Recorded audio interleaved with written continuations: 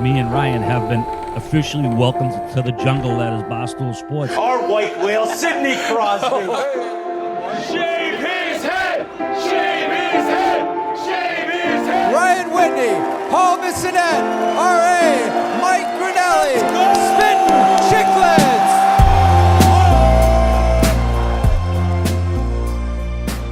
What is up, folks? Welcome back to Spittin Chiclets. We right now are bringing to you episode 541, and it's Monday evening. We've had a long weekend, all of us. We got to catch up, but first we got to talk about Pink Whitney. We got to talk about the Pink Wedding, surviving Barstool, one of the greatest episodes of reality TV of all time, and it was all because of Pink Whitney. This show is because of Pink Whitney. My life is because of Pink Whitney. That's why I have pink skin, to be honest with you guys. And Pink Whitney, whether you want the little nips, whether you want the big old bottle, I want the big old or you bottle. want the little flask-looking bottle right in the middle of all of them, The you got your 250? choice with Pink Whitney. Head on down to your local bar. Head on down to your local liquor store. Wherever you consume alcohol, grab your Pink Whitney. Do a shot. Mix up a drink. I like it just with ice on the rocks. Some people like just adding a little soda water. It doesn't matter. However you want to consume, you consume. We love Pink Whitney. And I love you guys. Biz, what's going on, buddy? Can you consume it celebrating a new president in office? Happy inaugurational day. Is that how you say it? Inaugurational? It was his inauguration. I don't know if it's Okay. an All right, inaugurational close enough. day. Close enough. You had the word correct. Yeah, Donald Trump back in office. There are some people just slamming their steering wheel right now with joy and then maybe with anger. But you know what? I saw TJ Oshie sent out a tweet and boom, that thing went viral as shit. TJ Oshie's a hero of mine. He's an American hero. So good luck to Donald Trump. All we're hoping for is amazing things for the United States of America. Didn't he shout out Ovi today? I believe so. I just got a text that he's shouting out Ovi, chasing down Gretzky. So that's interesting. Yeah, we've never started a show talking about Trump right away, but hey, he's back in I think office, we got baby. to. I think he's the main story coming out of the world right now. Well, And the another main thing, I story think, was Zuckerberg staring at Bezos' wife's titties. Very what? funny. I didn't see that part. Oh, yeah. She wore a bra. And then a sport coat over it. She has cannons, and Zuckerberg's just a horny little motherfucker. Yeah, And she's he's got sitting- bolt-ons. I would think so. He's got to be on the tee, no? I think he's on a lot more than the T. Oh, Worth yeah. a couple $100 million. Actually, billion. Jesus Christ. So he's He living till 150, you think? If Bezos woke up and was worth a couple $100 million, he'd probably jump off a bridge. The fact I just said that, I think it's a couple $100 billion, but I really don't know what I'm talking about. 400 a billion. 400 billion? Yeah, I thought that was something Musk. I thought Musk was 400 billion. No, I don't know. I don't know my billionaires race I don't know. right I now. saw a came picture today. unprepared. It was like Musk, Zuckerberg, and then like another guy, and it was like a net worth of almost $1 trillion. 239.4 billion, Grinelli writes in the chat. Not bad. That's pretty good. Oh, A lot of things you wow. can do with that. Another guy who was at the inauguration was Vander Kane. I know he's on the IR, so he had a little time off, and he got to go celebrate Trump's inauguration. So as an Oiler fan, what do you make of that? Little good juju, maybe a little bit of a softening to the White House? I don't know. He is Canadian, so I don't think he'll ever be working in the White House, Biz. I meant more of like, wouldn't the Stanley Cup winner, if McDavid and the Oilers won it, would they go there or would they go to Parliament? Ooh. I know it's That's been a so good long question. since your country won a Stanley Cup, but it's all going to end this year when the Oilers raise. That's going to be part of the tariff. Hey, the tariff. It's like the cup has to go regardless, even if a Canadian team wins it. That might be our only fucking chance in Canada, for crying out loud. Oh, you're back. You're out on your Leafs already? No cup for the Leafs? It's difficult. It's difficult to play in a Canadian market, as we're seeing with, oh my God, this JT Miller situation. I've been in Vancouver and Victoria the last 3 days. It's all anybody wants to talk about. It's all anybody wants. So much so where I'm talking about it at Accolini's restaurant. We're going to get to this in a little bit. And we're talking about it at the dinner table. We're having a nice sit-down dinner. I'm trying to get away from hockey. That's all my hockey buddies want to talk about is this JT Miller situation. I round the corner to go to the bathroom, and I see the owner of the Canucks. And he ends up asking me my thoughts on the Miller situation. So I'm on the payroll, but I'm going to save it. We're going to back away from that. You're going to have to hang tight. So you're the one that vetoed it? You're the one who vetoed the trade? You think? You got the fucking step. the housewives of Vancouver, North Vancouver. It's the talk of the town. Why? Even if you don't make playoffs, everybody's entertained. Look how much clicks this is getting. You're telling me you'd give up JT Miller for Hedl in a first rounder? That's what was coming over the airways. And then I heard and a D-man too, like Mancini or Lindgren or who was there, I believe, at the start of the year, had a great training camp. But give me a fucking Who break. doesn't? We're talking about a top 20 centerman in the league when he's playing healthy and focused on hockey. But as far as the media circus goes, Canadian market, very difficult to play in, and I'll leave it at that. I'm already getting hot and bothered by this situation. Okay, we'll get into all this. We gotta. Sure. I'm very excited to catch up with you guys.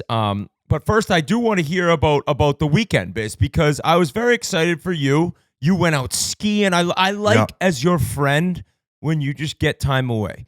You work way too much. I know you're not as rich as Keith and I. No offense. You will be someday. But you work way too much. So when you get a trip to ski and to make your own ice luge and cold tub, like, I'm happy. I like seeing that stuff. Yeah. So I how are appreciate you that. on the slopes? I feel like you'd be terrible at skiing because He your was edges pretty were so bad. slinky. Not very, very safe. You Very didn't see the safe. video? He was pretty good. Not That bad. wasn't him. Thank you That very wasn't much, him. Keith. He videoed somebody else, and He's like, here, wear my tight- jacket and helmet, and then I can post it as if it's me. Tight hips on the slopes, obviously, but given the fact that I've been working out, all my stabilizers were firing. I didn't really do anything too dangerous. So if anybody's been to Whistler, Blackcomb, the mountains, I did the Seventh Heaven. That was the hardest I went, but I was never really going super fast. So I was pretty solid on the edges. It took me a few runs, but I had a great time. So it was nice to recharge, went to a couple nice dinners. And as I said, bumped into the Canucks owner. Both nights in bed by 10 o'clock, though. That's how I like to party now. Go all day long, have some fun, get some exercise, lights out by 10 o'clock. So a nice little friend trip and a recharge. And are you still you've really tapered down the marijuana, correct? I believe that it's mainly at night for your usage now. Yeah, and also not doing too much. okay, and you've completely ixnayed porn. And we talking I've about been that? off. We're getting into. Whoa, holy fuck! What are you, my therapist over here? Buddy, I tried to last tell time I Whit saw that- you, last time I saw you in Chicago, I got home and Bree's like, how's Keith and Biz? And I said, great. I said, I don't think I've ever seen Biz happier and in a better mental state since I've known the guy. Wow. And I've known you close Really? to 20 years, bro. No shit. And I've never seen Keith more down in the dumps.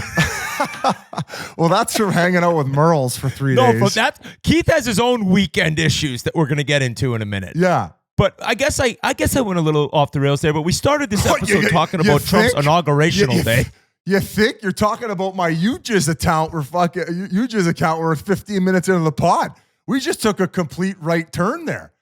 And I will say that one of my New Year's resolutions, if not my main focus, along with my mental and physical health, is laying off the belly button soup.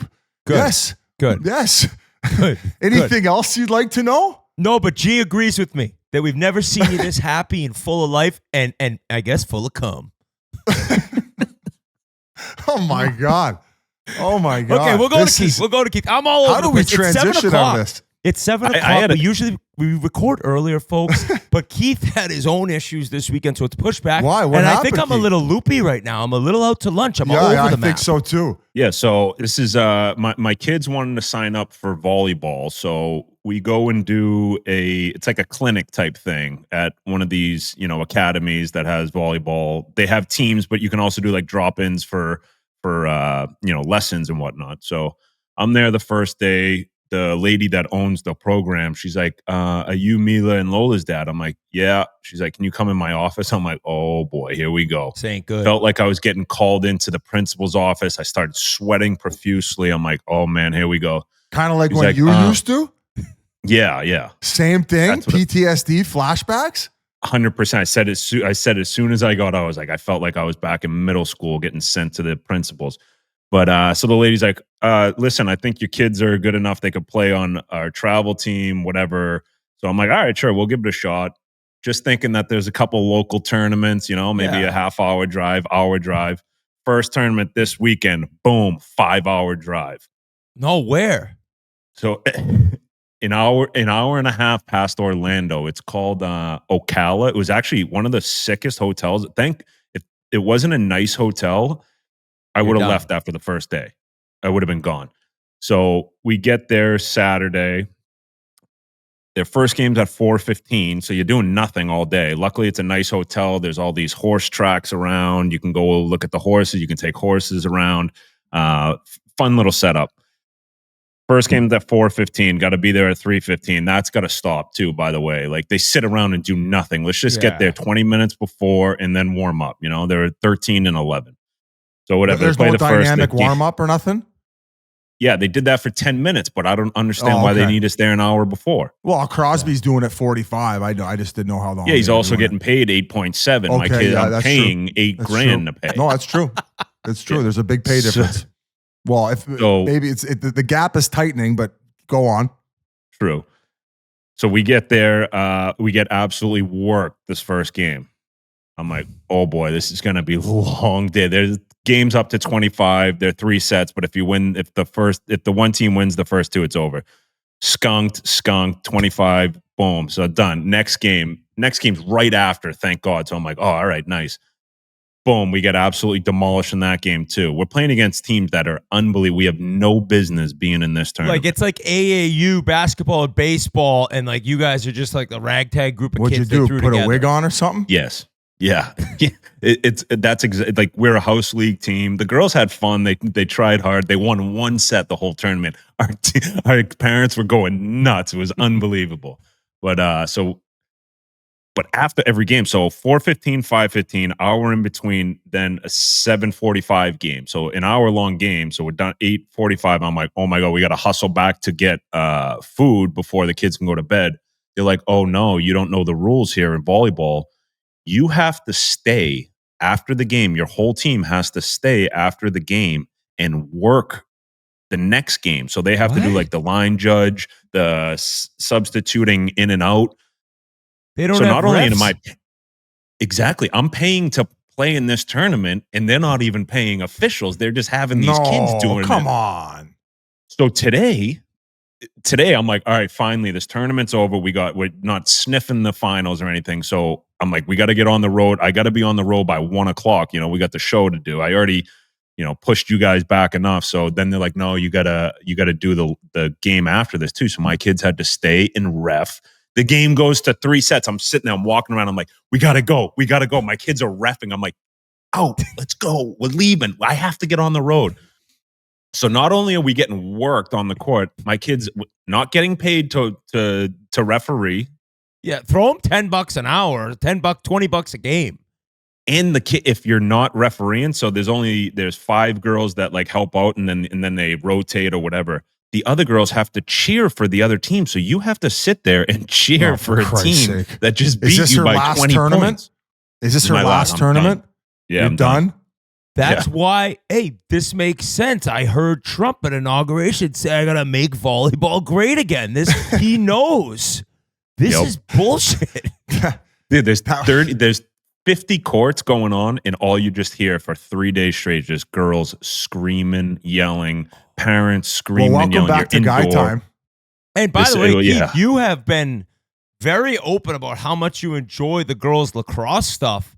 So this was just the exact opposite, basically. Like, this is not what we signed up for. Well, because it's probably when we're in the lacrosse season, we're putting the beatings on the other teams. That's what I said to my kids. I'm like, hey, listen, the teams that we beat in lacrosse, you're beating them by 10, 20. Like, this is your payback for all that. Like, we had no business being in this game, in this tournament. But at the end of the day, you need to take a couple beatings as a kid to to figure out life and figure out your sports. And honestly, I'm hoping they don't like it and don't want to ever play again. Speaking of sports, I watched a little bit of that Tiger thing, that simulator. The TGL? What do you call? Yeah. So here's my thoughts on it. If it was like 7:00 or any time in prime time, absolutely not. But I watched it the other night at, I think, 9:30, 10 o'clock as I was going to bed. It was not bad to have on in like the background, but I will say, like, Tiger and those guys were not very entertaining. Like, they need to go after the John Daly's and like even lesser known, maybe even golf influencers like guys like Bob does, and like make it fun and guys chirping each other and telling stories. I just feel like golf's a little stale as it is. I don't mind like the point system and how you're kind of all in that tight quarters, but given how stale it was and like the lack of chirping and competitiveness, regardless if it was Tiger Woods, they'd be like putting and there'd be people in the background like on their phones not even paying attention. Well, so this is something that were we talking about this last week? I don't know. I think we mentioned that it was like it was launching and it was a thing, but I'd never watched it or had an opinion on it. I think it's like good going to bed television, but they need to get more interesting. Good thing. That's not a good thing, especially a sport. When you're launching a new league that Rory and Tiger own. The worst thing you want to hear is it's great going to bed television. Well, but as a guy who golfs, like when do you have time to consume stuff like that? When the kids are kind of in bed in that before bed hour, right? Well, I think I know what you're saying. My biggest thing in watching is the best part about it is the shot clock. And I was watching the final round. It was the American Express Challenge or whatever this weekend, the Palm Springs tournament. Through 11 holes of the final round, 3 hours and 30 minutes. The final round took the leaders 5 hours and 20 minutes. Too much. Dude. Too much. If the PGA Tour has a brain, they will add a shot clock. And imagine all right, so what happens is guy that you're paired with hits the ball. The minute it stops rolling, whether it's in the fairway or on the green, you have 36 seconds, 35, 40 seconds. And then you see the countdown, and then you see possibly a player saying to the caddy, hey, with 10 seconds, let me know. And the caddy's like 10. Now, it would just, first off, it would speed up things. And second off, it would add this level of excitement, not necessarily excitement, but something different to where right now watching golf is like, oh my God. 3 hours and 30 minutes for 11 holes. And I think it would make golfers play way better, personally. Because you don't have enough time to think. You think it should be 36 seconds from so you have to walk to after your drive? No. From the after the guy hits next guy's balls stops, and by the time it's in air, you could be even if you're 20 yards up, you could start walking towards your ball. And Whit, maybe throughout the course of a round, give them three things to play where you can get 30 extra seconds if you're really having a hard time in between clubs. You can't tell me as a professional golfer, you need that extra 30 seconds every time.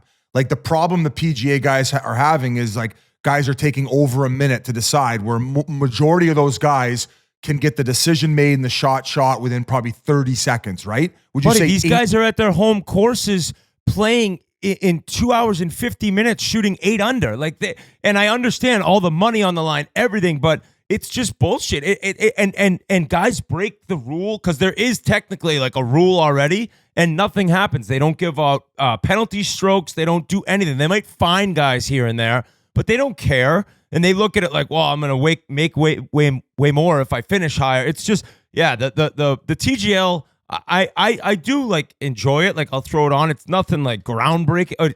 I shouldn't say groundbreaking because it is pretty cool. They're in this amazing stadium and they're hitting off actual grass and the green moves around and all that. But it's the time that it takes to watch golf now that the TGL is different that I enjoy. But I do have to get back to something involving us.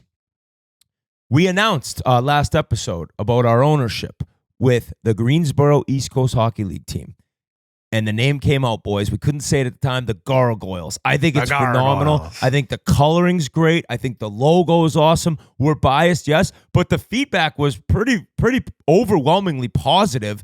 And I wanted to say thank you to everyone who kind of, I got some messages. Biz, we were actually chatting about how many people reached out to us that we didn't really expect. Yeah. In terms of hey, who's the GM? Who's the coach? All this different stuff that hockey guys might want to be involved with. So I think that the support for the Gargoyles is only going to get better and better. And go to gargoyleshockey.com, and it's at GSO Gargoyles on social media, all your social media platforms. G's coming in here with something, I guess. And I was just going to say, I saw some potential jersey renderings for next season, and they are fucking insane. They will be the best jerseys in the ECHL, maybe in all of hockey. So let me ask you something.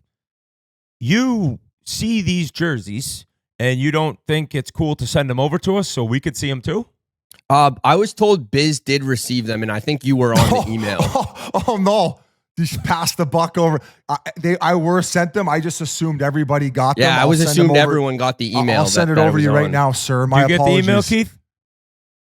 I don't check my email, but yeah, probably. He doesn't have an email. I don't either. So I might have the email, and I think look you like do. a real fool right now. But well, you know where else I looked like a fool, guys? And you could check us out on the Spittin Chiclets YouTube page, where Biz, I believe, we're over 370,000 subscribers now. Pretty big number, if you ask me. 373. 373. We dropped our vlog from the Winter Chiclets Classic. TV, baby. I owe Rear Admiral a big time apology. Rear, I apologize, buddy, because I suck at basketball too. Yes, we did a competition. 15 threes each guy had. $20 a guy. If you didn't hit one, you owed 40 to the winner. I didn't sniff making a bucket. And then the worst part is I stayed there. I said, I'm not leaving until I hit a three. I shot 16 more. I missed 31 straight threes. And I think 10 of them were air balls. So the fact of the matter is that when I made fun of RA for his limp-wristed, pathetic shots in the north end when his ball was wet, I didn't even have the wet ball excuse. I suck at basketball. And I'm not trying to pump my own tires, but I raked in baseball, big power lefty on the mound. I grabbed a lacrosse stick once. Syracuse was setting me letters. I was a scratch golfer at one point. I swim like Michael Phelps. I made $30 million playing hockey. I mean, you bring me another sport, I can dominate. I've always sucked at basketball. We're looking at a Bruce Jenner right here. He can do it all. Hey, Whit, I don't know if it picked it up on the cameras when we were playing. I was like, Whit's gonna dominate this, because I remembered you when I was a kid being unbelievable at basketball, and then it hit me 3 days later. It was water pool basketball. The dude was but he was 6'8" he was 6'8" at 14. Everyone else was 5'2". So I was Shaq at the rim, dominate. and then Sean Bradley in with the body. I don't know if you guys remember Sean Bradley. I think about Same 7'1", build. 195 pounds, same ears, same exact Pink Whitney skin. So Where'd he play? I think he was Supersonics. drafted high too. Oh, was he a Was he flop? on the Sonics? Was he a flop? No, 76ers. I'm looking it up. Look He at this was in guy's Space face, Jam. boys. His last season, I believe, was 04-05, where he averaged 2.7 points, 2.8 rebounds. Are you sending it to the 0.2 chat assists. here? He was 7'6". He was in dude. Space Jam, Biz, I think. 7'6", this guy. And he was the second overall pick to the 76ers in 1993. So I believe he ended up kind of becoming a little bit of a bust. He led the NBA in blocks in 1997. That ain't too bad. He was all rookie second team. But yeah, check out our vlog. It was really fun. And of course, on the edit, Merle's broke the record at this Sluggers video arcade mini basketball game. I ended up breaking his record. Fish left it out. I mean, who am I to complain? I didn't say anything about it besides text the entire group chat complaining. But it was a great vlog, so I want everyone to check it out right now. Great work by Fishy on editing that one right there. Moving forward, guys, I think we can get into Biz's discussion with Francesco Aquilini. Before we get there, along with going to Edmonton for that Skechers appearance, I got to meet that kid Hudson. And guys, this is a really cool story. Unfortunate at one part, but such an inspirational kid, Hudson. And myself and Whit got a text from Brant Myers. This is about probably a week, 10 days ago. Yeah. And it was a young kid, 14, Hudson, who's got a prosthetic leg. And on the leg, it had a Bauer logo and a Chiclets logo. And I know that Brant Myers lives in Edmonton, and I knew that I was heading there. So I was like, I want to hear this kid's story and how he lost his leg and get a chance to meet him. So Brant was able to put us in touch with his mother, Robin, and she came over with Hudson. We surprised them. I didn't realize it was going to be a surprise. So That's awesome. When I rounded the corner, he was like white as a ghost. And I was like, I didn't realize this was a surprise. So I got to end up having breakfast with Brant Myers, Robin, his mother, and Hudson, and just heard the really unfortunate story. This kid loves music and hockey, And when he was 8 years old, he went to a 6 a.m. practice and he wasn't feeling good, right? And all of a sudden it like turned into pneumonia. And I'm going to read off everything that ended up happening as a result of this sickness that started on a Thursday morning at 6 a.m. from practice. It was H1N1. And he also got a staph infection, pneumonia, as I mentioned, sepsis. And it resulted in him, by the time Sunday had rolled around, he was on life support. So for the next 113 days, he was in the hospital and went through 49 surgeries. Dude. What happened was basically he stopped getting proper oxygen to his limbs. So it started affecting his arms, in which they were able to recover basically on like I don't want to say a respirator, but something helping it get to his limbs. But unfortunately, they had to tell him that he was going to lose his right leg.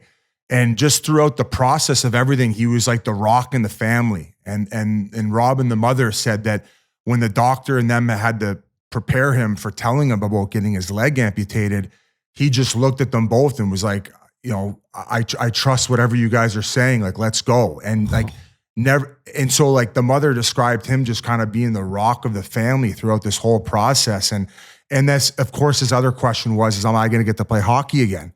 So obviously the doctors amputated the leg, but he's got a prosthetic now and he's 14 years old. He's a healthy boy. He has lost some function in his arms, but he is the most positive, optimistic soul you'll ever meet in your life. Smiled the whole time. He's a stud too. An absolute stud and an inspiration. So it was really cool that Brant put us in touch and sent that original group chat out. And it was just great to get to meet him. And we'll be following Hudson's career from here on out. And I believe his saying is trying is winning. And that's his philosophy moving forward after being through this whole experience. And like I said, it was just a pleasure getting to meet him, and it really puts things into perspective for everyone. And another reason why I love doing what we do here. And I appreciate Brant Myers and Rob and his mother, and of course his father, who's coaching his team now, for putting me in touch with him. And we're gonna, like I said, be following his every move. And we sent them a big merch package for Chiclets, and we appreciate your support, buddy. We love you. We love you over here, Hudson. That kid. And how about his prosthetic leg too? Yeah, it's got the Chiclets logo and the Bauer logo. And even because he did lose some function in his hands, Bauer was able to make him like a special glove. So it helps with his grip and helps him kind of work the other hand up and down as you would if you're trying to make plays and stuff. So he was a stud hockey player when he was 8, and he's continued that success regardless of all these setbacks. And he's like I said, an inspiration to all. So shout out to Hudson, my guy. Dude, Brant Myers too is awesome. Awesome, all-time guy. He went through a lot in his life, and teammates talk about this guy like he's just a legend, and what he's doing now, helping others, and how he's helped himself, and it's just so cool that he reached out and you were going to Edmonton, Biz. That was awesome. It worked you out. Met Hudson. It just worked out perfect. And I think something like I've learned being a parent, like, and you hear these stories, it's just heartbreaking, but kids are so fucking resilient, dude. Kids are resilient. Like, they don't have like the attitude at times that adults can have of just like, woe is me, and feeling bad for themselves. And obviously there's times everyone goes through that. Kids are just beasts. Like, that kid, he gets that news and boom, he's just like all positivity, and that's awesome, Biz. So I'm really pumped you got to do that, and thank you so much, Hudson, for listening. You are an inspiration to all. Yeah. So among all that stuff, it was pretty nice getting to fill up the love tank this weekend and ready to roll and talk some hockey. And I mean, the drama continues. You guys want to hop into this Vancouver shit? We have to. Fuck, man. It's the like fact we're beating you a dead ran into horse. the owner of the team in the midst of this is Buddy, just only amazing. Biz. I just finished talking at the table for 20 minutes about this situation. And I said the exact same thing to Aquilini as I did at the dinner table. Regardless of how bad things are with JT Miller right now and the drama surrounding it, you don't give away this asset for nothing. If it's so toxic, and I put my hands in the air, which I don't think it's that bad, but if it's that toxic, given maybe the fact he's a little bit banged up, I don't think he's playing his best hockey right now. Maybe a little bit of frustration with the distraction of all the media stuff. He has played a lot of hard hockey over the course of the last 18 months. And, Tocchet was, I don't want to say overly critical, but just honest about his assessment of his game. Don't move off of this asset for nothing. Healthy, scratch him for 5-6 games if you have to. You might upset him, but my understanding, he has asked for a trade. Now, publicly, he's denying asking for this trade. I didn't get into the weeds about this with Aquilini. I just simply said, don't trade him for a first rounder and Hedl. That's not the move, because even if you don't make playoffs this year and he's not very good and things fizzle out to the point where maybe he's not even with the team anymore, I don't think it'll get there. But how desperate are 10 to 15 teams in the league going to be this summer at trying to get a first two-line center? You might not think he's a first-line center, but on a Stanley Cup winning team, that's a second-line center. I don't give a fuck about your feelings. I don't care about nothing. And in the right locker room with good leadership and maybe a lot of like-minded individuals who are a little bit tapped in the competitive department, that is a trade that you will get so much more back for than whatever we hear is being proposed now. Now, I didn't talk about Schneider because at that point I hadn't heard his name come up. I think that if you're getting a first rounder and Schneider and maybe a sprinkle of something else, and maybe it's just Schneider, I actually don't mind that. They need a good quality young defenseman. I would imagine Keandre Miller's off the table, but don't move off of this guy. And another thing, even if you don't make playoffs, it's all anybody in the city wants to talk about. You're still getting clicks. Everybody is still very much engaged, and you're still about winning, dude. They don't care about clicks. I understand, dude, but I'm saying is everybody's engaged. So why would you move off the asset for cheap, given how everything's going right now? This is a fan base that was chanting this guy's fucking name less than a year ago. This is a good hockey player. You're telling me because things have maybe fizzled out, you're just going to say, oh, let's just get rid of the headache? I'm hearing from behind the scenes he is asking for a trade, but then publicly it's being said that he is not asking for that. So, well, and then it was made clear Pettersson said he wants to stay. So like that was brought up to him. Now, in fairness to JT Miller, and Rick Tocchet was honest about it. He said like, every time he gets on the ice right now, something bad's happening. And some of it's bad luck, and some of it, he brought up his reads. And then, like, I saw a tweet going into, like, some of his reads. That LA game, they were down 3-0, I think 8 minutes in. They ended up losing 5-1. He's on the PK. He's, like, diving in on offense. They end up scoring, going up the other way. Tocchet goes down to him on the bench, says something to him, probably, hey, you're done for the night. He slides to the end of the bench. Vancouver's getting worked again at home, and it was like, oh, my God, the sky is falling in Van. Basically, a little bit too much guessing to his game, where you're trying to jump the cheat to the offensive side. What'd you say? I said, but at least they're getting clicks. You think I'm fucking crazy? Okay, Yance, are you trading him for Hedl and a first rounder?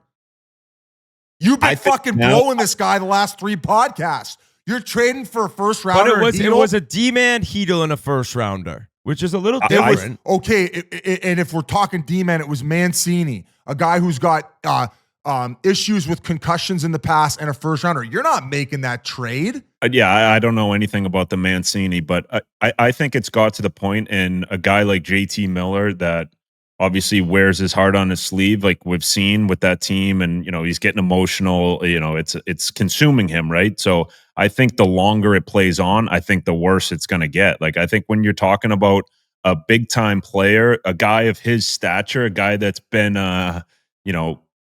done what he's done in the league, especially last year, and I think the longer you talk about it and the more you're talking about it, I mean, you might not have dealt with it that much, but when your name's getting talked about, getting traded, your whole family's there. Like you were a single guy playing in the NHL, Whit, you too. Like, but when you have a family and your name's getting talked about every day, especially in Canada, it's brutal. Like, I think you got to pull the trigger and just trade the guy. I think you got to do it. Once it's getting like the ball rolling, you hear that the trade was about to happen on Saturday. Yeah, he wasn't going to play. Yeah, he wasn't going to play, and then you're like, "Hey, all right, buddy, you're in." But I'm also saying if I'm Aquilini and I own the fucking team, I would. You don't think this is going to happen with the Gargoyles? You don't think I'm going to say we ain't fucking giving this guy up for that? Screw that. I don't care if things aren't working out in the locker room. To the point where I even said like I agree. Probably the reads are off and he's dipping in and his mind's not into it because of the amount he's being fucked with the media. That's why I said, even if it's like hey, take some healthy scratches and hit the reset, it's your asset. You could treat it however the fuck you want. And that's no disrespect to JT, but that's if the relationship is genuinely fizzled out to that degree where he doesn't want to be in the locker room and it's that ugly, I'm still not moving off of him for what we were hearing that the offer was from the other side. I'll tell you this much. You don't think Drury and the Rangers are more desperate to make a move than Vancouver Canucks? How good were the Vancouver Canucks and how good was Pettersson when JT wasn't even around? So fucking, even if you got to send him home, this summer he's going to be worth way more. And based on all the clicks and the media exposure as to what's going on, the fact that they're a bubble team, I don't think anything changes as far as gate and attention to the team anyway.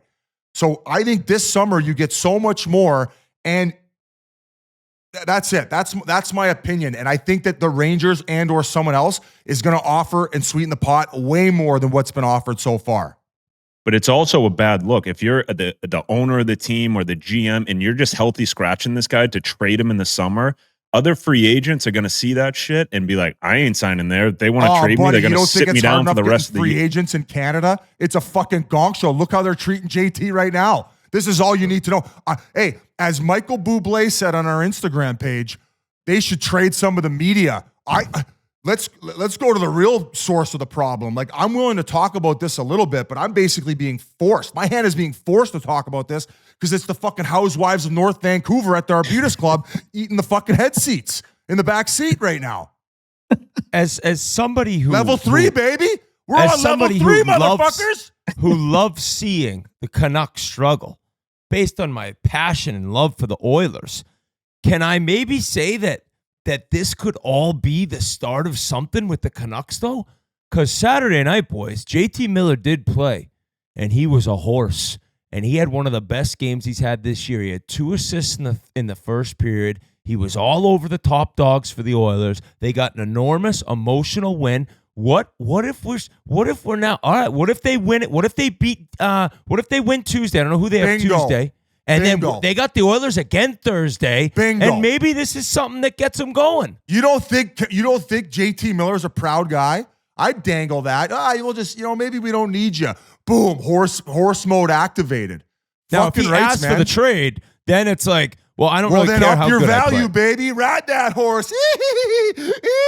Oh, and they play Buffalo at home Tuesday. That's a win. They play Buffalo. Now, this kind of segues perfectly into the league's decision. As all this is going on in Vancouver, at the end of that game, that whole Garland incident happens, and then Bouchard gets cross-checked in the face by Tyler Myers. And boy, oh boy, did the league fuck this one up. I don't care if you want to direct all your hate and negativity towards me. The fact that they gave those guys 3 games and not 1 game each, so all those same fucking guys are on the ice in Edmonton come Thursday night, is one of the biggest misses I've seen in the league over the last calendar year. I would have taken a pregame nap. Wow. I would have taken a pregame nap for Thursday night. No shit. No shit. watch? You got to almost fabricate intensity in today's game, and you have it on a fucking silver platter, and you're going to suspend the best player in the game, who players have been draping all over all season long. And on that play, Garland, as he's getting up, locks his arm, drags him down, tired end of the shift. And then after he finally battles through that, Garland kind of wraps his arms around him and takes him down again.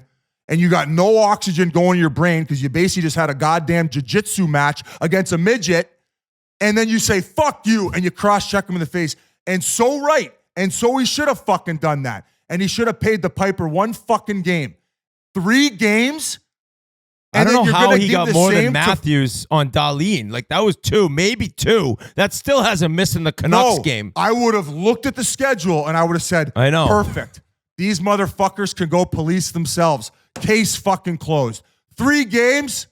Fuck off. You know what it reminded me of? What? It reminded me. I'm a younger brother. You're an older brother, Whit. But it reminded me of when, like, you're a little brother picking on your older brother, and your parents are in the background and like, don't hit him to the older brother. And then finally the older brother just snaps and just cross-checks you right in the face. Because Garland, if someone's all over you like that, at some point, no matter who you are going to lose your mind. And he did. And I know who you should loved give it. 3 games to? That fucking referee who didn't call the 2 fucking holds. Buddy, Yeah, He we didn't got cross four. check It was him in the Wes face if that McCauley doesn't and- happen. It was Wes McCauley and Chris Lee, 2 really good refs. 2 of the best. I was watching this game screaming at the television. It was like 12:45. It was over. It was past midnight. They're trying to tie up the game. They're down 3-0. The comeback kings lately. They make it 3-2. They're buzzing around the offensive zone. He was laying on them for 12 seconds.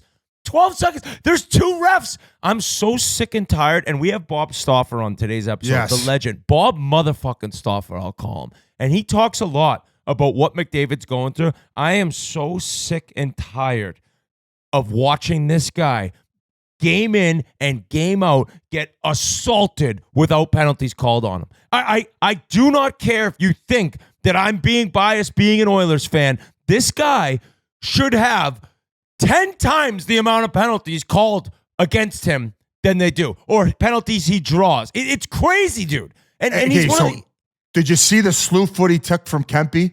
That one Kempe called got against. fined. I He got hated that. fined but no penalty. 5K.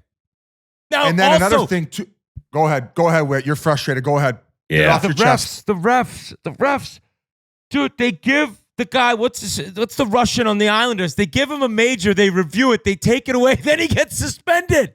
It's like, I don't get it. I don't understand what's happening. And this situation, you want to talk about a ref grabbing a hold of a game or losing control of a game? That was on the refs at the end of that Vancouver-Edmonton game.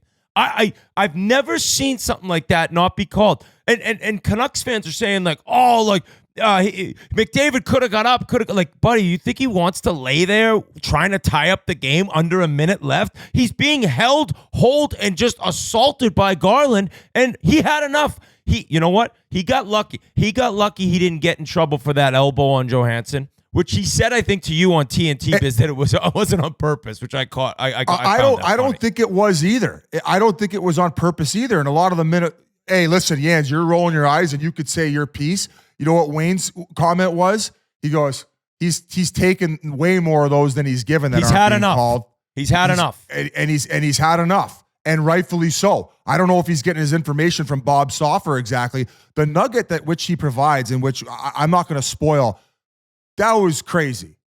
Like, I had no idea it was that bad with the amount of punishment he's taken. Go ahead, Jans. How do you feel about it? I think he definitely meant to. Yeah, I mean, he knows what he's doing. The guy's he's the best player in the game. He knows what he's doing. He's obviously not trying to hit him in the chin. He's not trying to hit him in the chin and hurt him. Obviously, he's trying to get separation or throw the pick for his teammate when he leaves him the puck. But I absolutely loved the fact that he cross-checked him in the face. You think all these superstars in the game, even Kucherov has that mean streak to him. He'll cross-check you in the back of the head. He'll bring Ovechkin. Married McDavid, I call him. The Leonard. Yeah. We're in the Leonard era. Yeah. He's not got satisfied. that. I don't want your 1,000-point bone, you fucks. I want a cup. I'm married McDavid, bitch. Yep. Yeah, I love that he's at that fact at that point in his career that he's like, you know what? I'm not getting the calls that I want. I'm not going to bitch about it. I'm not going to complain. I'm not going to go to the media. I'm going to take this into my own hand. I'm going to throw a couple elbows at guys. Guys are going to not want to come near me as much as they wanted to back in the day. And he is taking it in control of himself. He's not waiting for a tough guy on their team to come out and fight a guy for him. He's doing it himself. That's going to give him an extra half of a second, which he doesn't need because he's the best player on the fucking planet. So he's going to, the fact that he's doing this right now during the season, it's not during playoffs. He's ramping it up now for them. And Whit, for you being a fan of that team, being a fan of him, I absolutely love that. And he gets 3 days of rest. He's going to come back and have 100 points in the next 25 games. That's the one thing is he gets the 3 games off. The Oilers are so good. They're going to win the Pacific Division. I know people are Vegas. Vegas is a great team. The Oilers are something else. They really are. And I think with that, we should throw it over to Stauf because we go into this, we catch up on all things Oilers, and then we got way more to talk about in the NHL. But right now, I think it's time to send it over to Bob Stauffer. Guys, before we go any further, I need to talk to you about Orgain. As an athlete or a former athlete, I care about what I put in my body, and especially when it comes to protein. This podcast is sponsored by Orgain. Orgain believes real nutrition has the power to make a real difference in people's lives. Orgain's new 30-gram complete protein shakes offer protein-packed real nutrition designed to satisfy your cravings without any added sugar. That's the big thing here. No added sugar. Plus, they're an excellent source of premium ultra-filtered protein with all nine essential amino acids. Are you looking to fuel your personal best? Need muscle support and recovery? Or are you just looking to maintain a healthy lifestyle? Orgain's 30-gram protein shakes check all of the boxes. Are you busy? Yep, us too. That's why Orgain is simple. You literally just grab one of Orgain's protein shakes and go. Bring it to a workout, in the car, wherever you need it. No more time-consuming prep to get you all the protein you need. Orgain, I was looking up, they sent me the vanilla flavor. Incredible. I'm crushing these things. I'm getting protein all day long with vanilla, and I can't wait to try the other flavors. Remember, there is no quick fixes when it comes to your health. If you want more protein, give Orgain 30-gram protein shakes a try. Head on over to Orgain.com/Chiclets and use code Chiclets for 30% off your order. That's 30%. Orgain.com/Chiclets. That's the best offer you'll find, but you have time to use this code. Chiclets is 30% off. One last time, for 30% off, head to Orgain.com/Chiclets and use our code Chiclets. It's a very special day every time we have this guy on the show. It's been a little while. It's been a long time coming, but he's back. The host of Oilers Now on 880 The Shed and panelist on Sportsnet for the Edmonton Oilers games. We got Bob Stauffer. What's going on, Stauffer? No, not a Staff, man. There we go. Yeah, you got all three of my chins in this shot, I see. So that's good. It's all downhill, Paul. I mean, tell you, another 12 years from now, you'll only be able to beat the hell out of four guys. He'll be doing What are you triple talking sessions about? then in the gym. We got the hottest team in hockey and the hottest media member in hockey, Bob Stauffer. Let's go, baby. Hey, when I'm getting DMs from you about the team, I know you're hot to trot and come on and give him a double wrister. I cannot wait to hear the stats that you're going to pull out of your ass for this team. And actually, Biz makes a good point, Staff, because the best team in the league for over 2 months. But we have some news this past weekend that has really sent me and you just flipping out, basically, just spiraling, and the lack of protection for Connor McDavid, the game's greatest player. Take us through your reaction Saturday night in Vancouver, heated rivalry, and what went down and transpired. So the politically correct euphemism for what occurs in Vancouver is that it's a unique market. Ryan, you used some wonderful terminology to express your feelings towards the conduct of a younger kid that I, as a broadcaster for a respective team, just can't go down the path. But Vancouver, it's a market that's had, 2 riots and they've never won a cup. Bad luck. Those are facts. Those are facts, right? Like, they've had 2 of the classiest players of all time on their team, Henrik and Daniel City, and they've had some great players. They've had some, even last year's team was a really good team. I remember sitting there, you laugh at this. It was after game 5. The Canucks, Miller scored in the final minute of the game. They're up 3-2.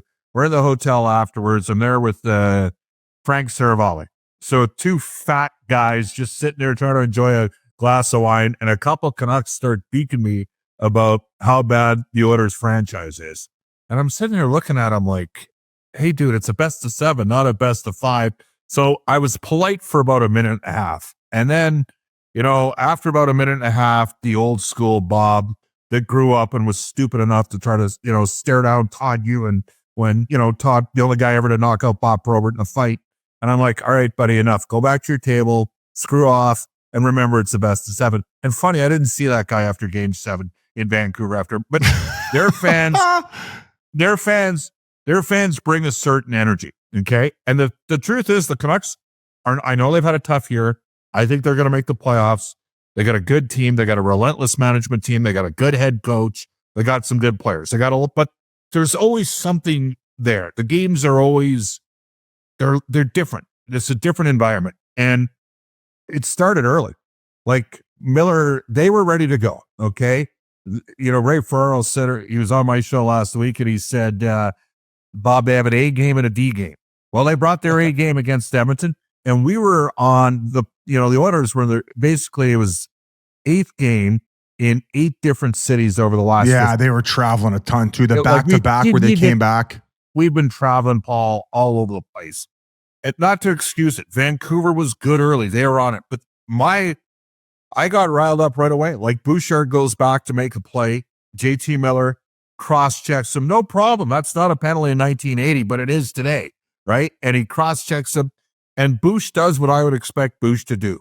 Turn around and slash him back across the wrist. Chop, you know what? No harm, no foul each way. Well, they get a power play.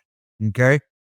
And it just started there. 3 power plays in the first period. They capitalized. They scored a couple goals. They missed a trip on the second power play goal. Now it's a 3-0 game. Now Edmonton's chasing. And the Oilers, to their credit, battled back and made a game of it. And then we had the incident at the end of the game. Whit, I know it cheesed you off. And I got, we just think about what we watched on Saturday in the NFL. We watched Patrick Mahomes and the Chiefs. They were going to win that game anyways. But he got gifted 2 15-yard unnecessary roughness penalties, barely touched on the play because in the NFL, we protect the stars. That's the mandate. Got to protect the quarterback, so you protect the stars. You can't hit Pat Mahomes. Like maybe they've gone too far. Conversely, in the National Hockey League, Connor McDavid has been gifted from the gods. He is the most dynamic, advanced player we have ever seen. Going into action today. Oh, he's putting the glasses on. He ripped the glasses on, folks. Listen on the podcast. Clip that shit. Clip that shit. Okay, going into action today. McDavid has drawn 0.89 penalties per 60 played. So if you factor in his time on ice and how many penalties he's drawn, it's 0.89 penalties drawn per 60. That is 197 in the NHL. That's impossible, Biz. Can you admit that, Biz? I agree, man. I agree. I don't know how I don't get, like, we're all like, you guys have done an unreal job with your podcast and growing your brand.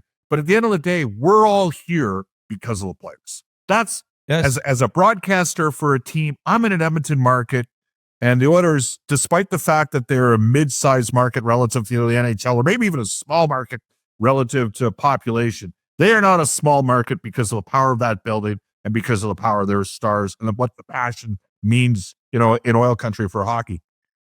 But we're in the entertainment business, and we're here because of the players. And the most advanced electrifying player in the league is 197th in penalties drawn per 60 minutes play. It makes no sense. It makes no sense. And Stauf, like, the thing about Mahomes is, and Brady didn't do this, he does, like, he kind of, he hams it up. Like that one getting pushed out of bounds, he gets the little dive going. And on Twitter, like, obviously there's Oilers haters and McDavid haters, and they call him McDive and McFlop. And I'm biased, Biz. I don't think he fights through a lot of shit without throwing the head back and stuff. Yeah, he does a lot. And he took a slew foot. I think it was from Adrian Kempe in LA like last week. That was pretty vicious. And Stauf, the thing I was going to ask you about is I feel like he's getting a little bit nasty in his own right, kind of fighting this back, where you did see the play in Minnesota. Like, I personally don't give a fuck, even if they didn't give him a 2-minute minor. Like, you hear Minnesota fans complaining like, oh, he's the cock of the walk, so he's not getting called. But it's going both ways, where he's taking that abuse, and I like the fact that he's starting to give it back, like you saw against Minnesota and like you ended up seeing against Garland. Yeah, I think you make a great point. Look, I do think there's a time-honored tradition in the NHL where it's very egalitarian. They don't really go out of their way to treat the stars best. They never really. It happened with Sid a little bit off the hop too, right? Like, he was kind of getting mauled a lot. And you earn that. Now, what used to happen, Paul, is when you did that to Wayne and the Oilers of the 80s, you had Semenko, you had McSorley, you had McClelland.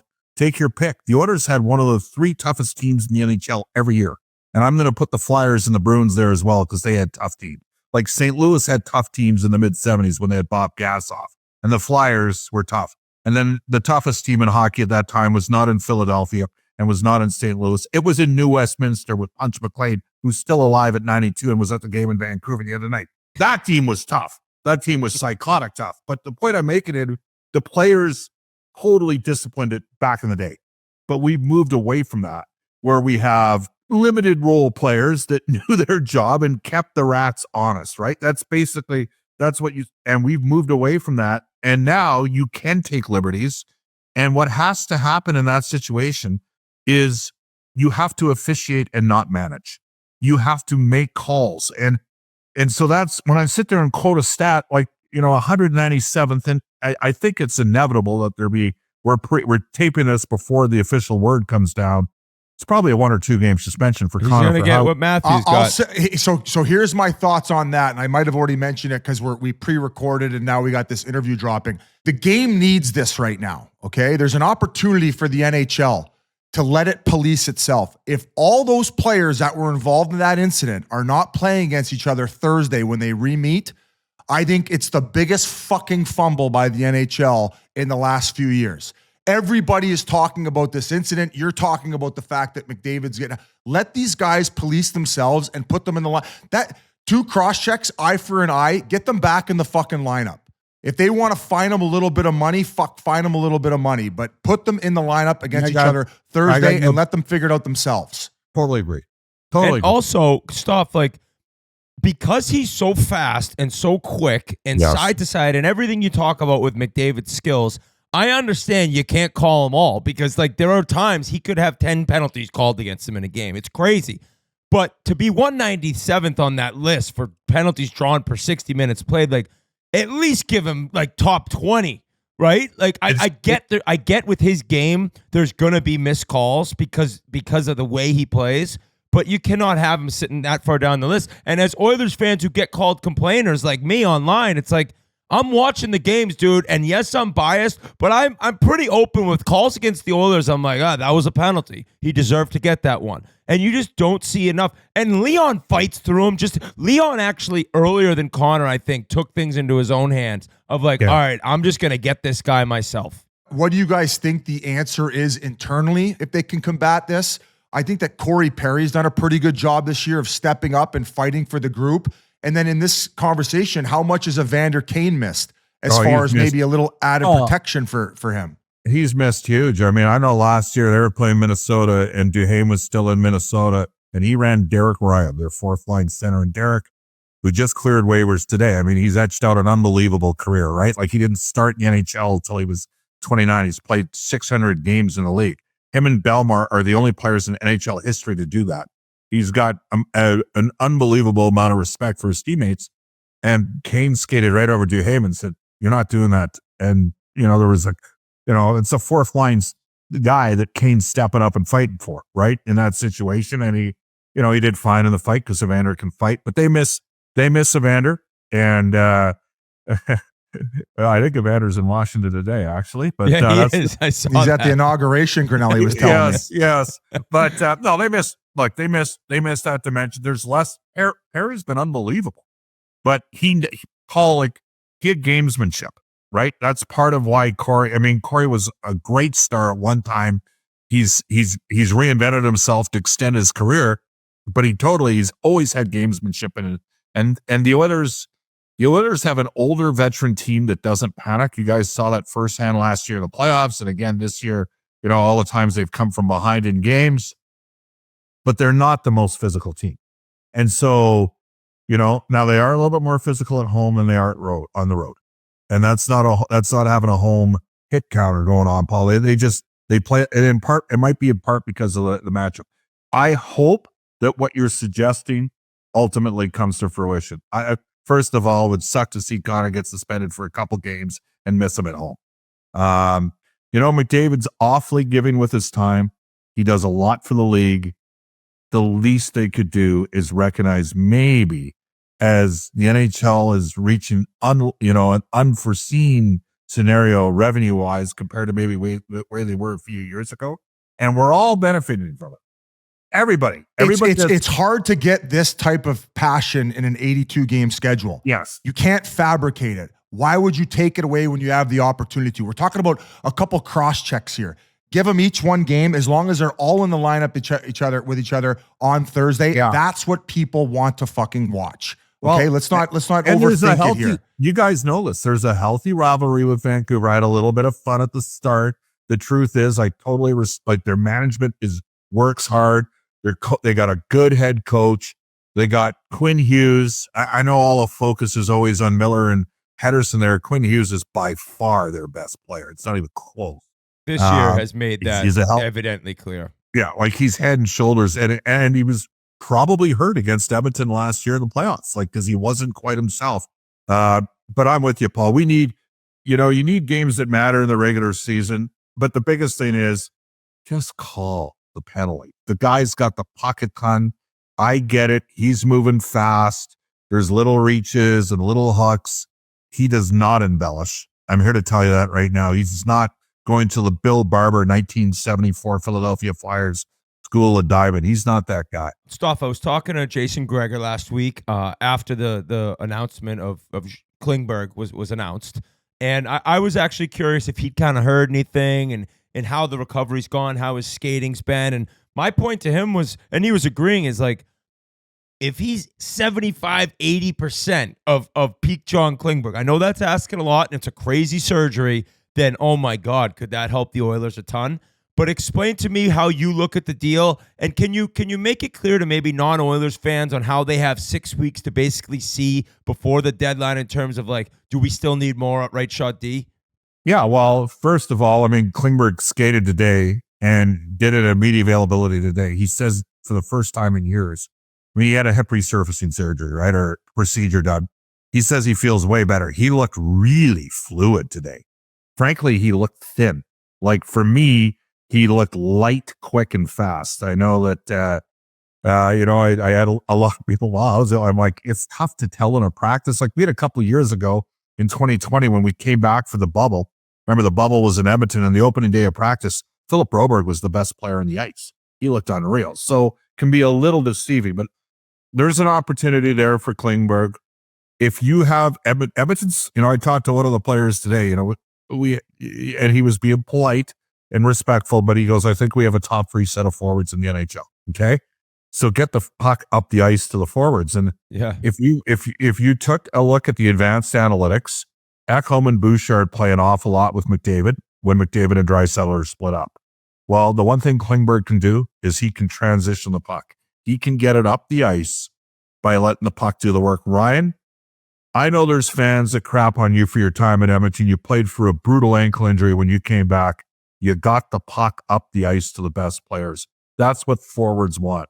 I goal sucked my entire time in my career where, unlike you guys, I wasn't a has-been and I was a never was, okay?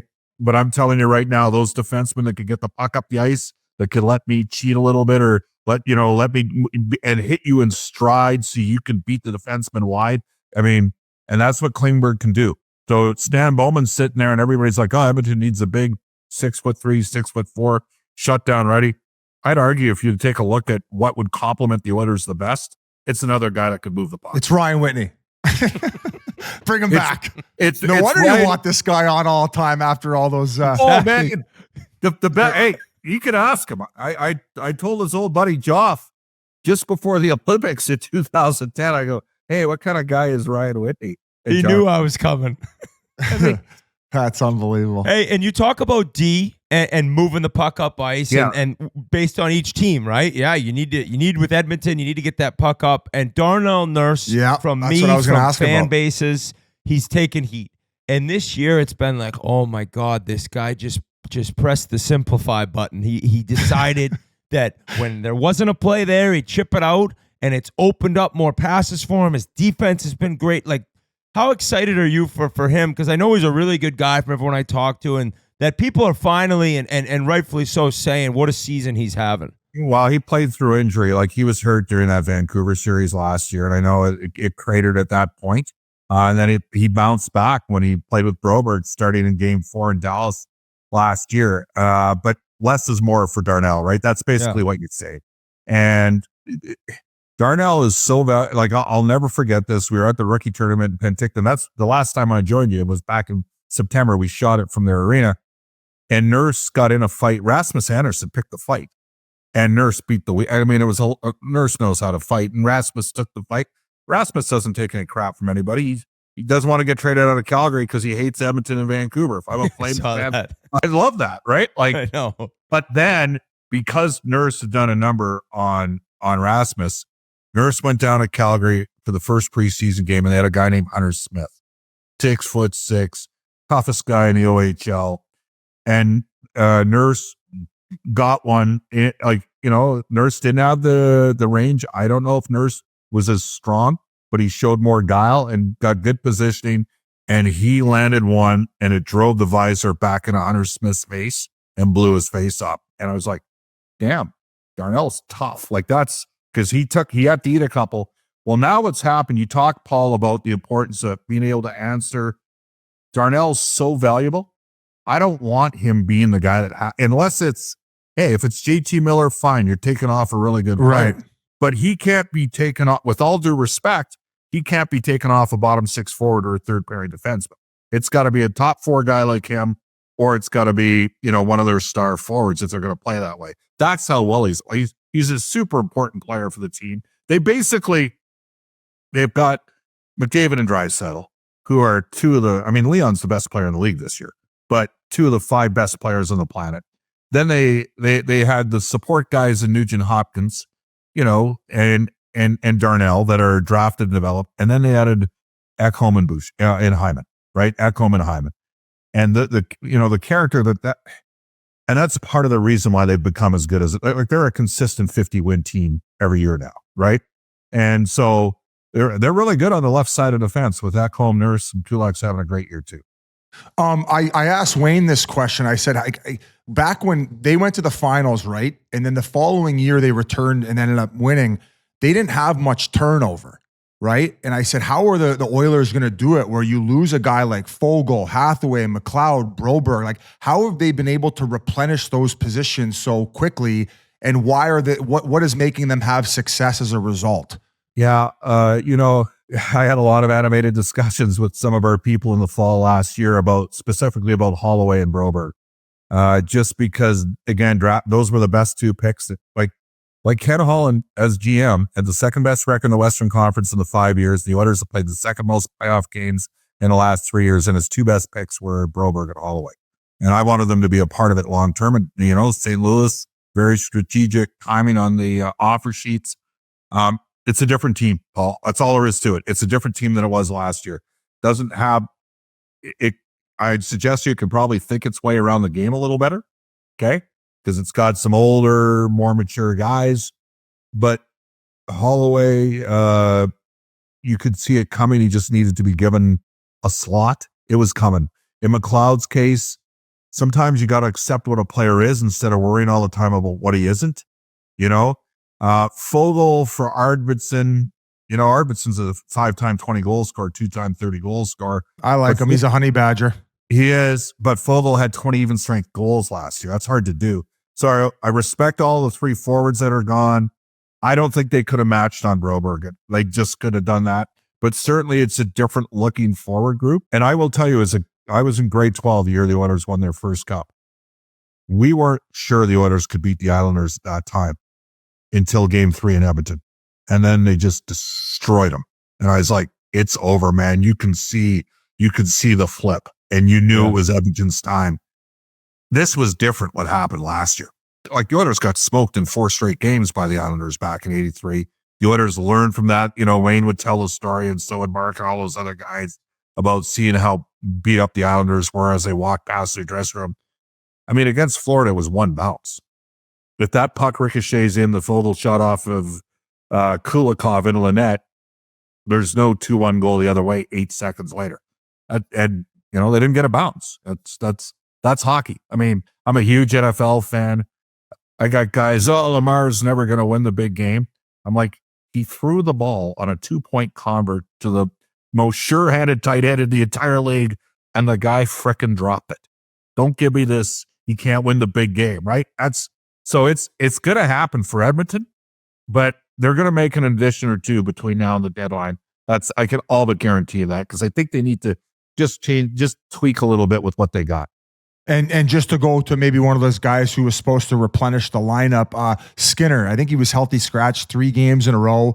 This guy's never played a playoff game, which some people seem to like use against him. Like, do you think that it's just a rough patch? Do you think he's going to be the type of player that could actually help get this group over the hump? I think he'll have to decide that. I think that if he amends his game to play the Oilers game, then he'll be fine. Like and I'm going to tell you, what do you mean by that? He's just like too soft, like not willing to go to the certain areas. I think when I watch him, I see a guy that needs to give the puck, especially when he's playing with, the guy that's killed it here has been Podkolzin.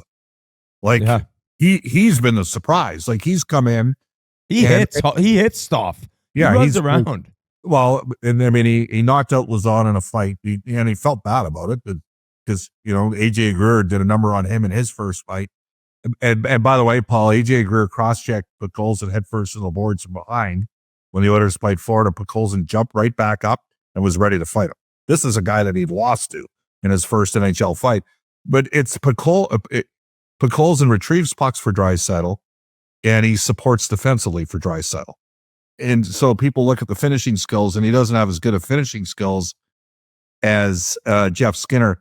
But when what I notice with Jeff is he does want the puck a lot, and I think when you have those two centers, you want to I'm going to go back to Ryan Whitney. You said to me one time, I put up like the 59 points in Pittsburgh in your second or third year because you figured out give 87 the puck on the power play.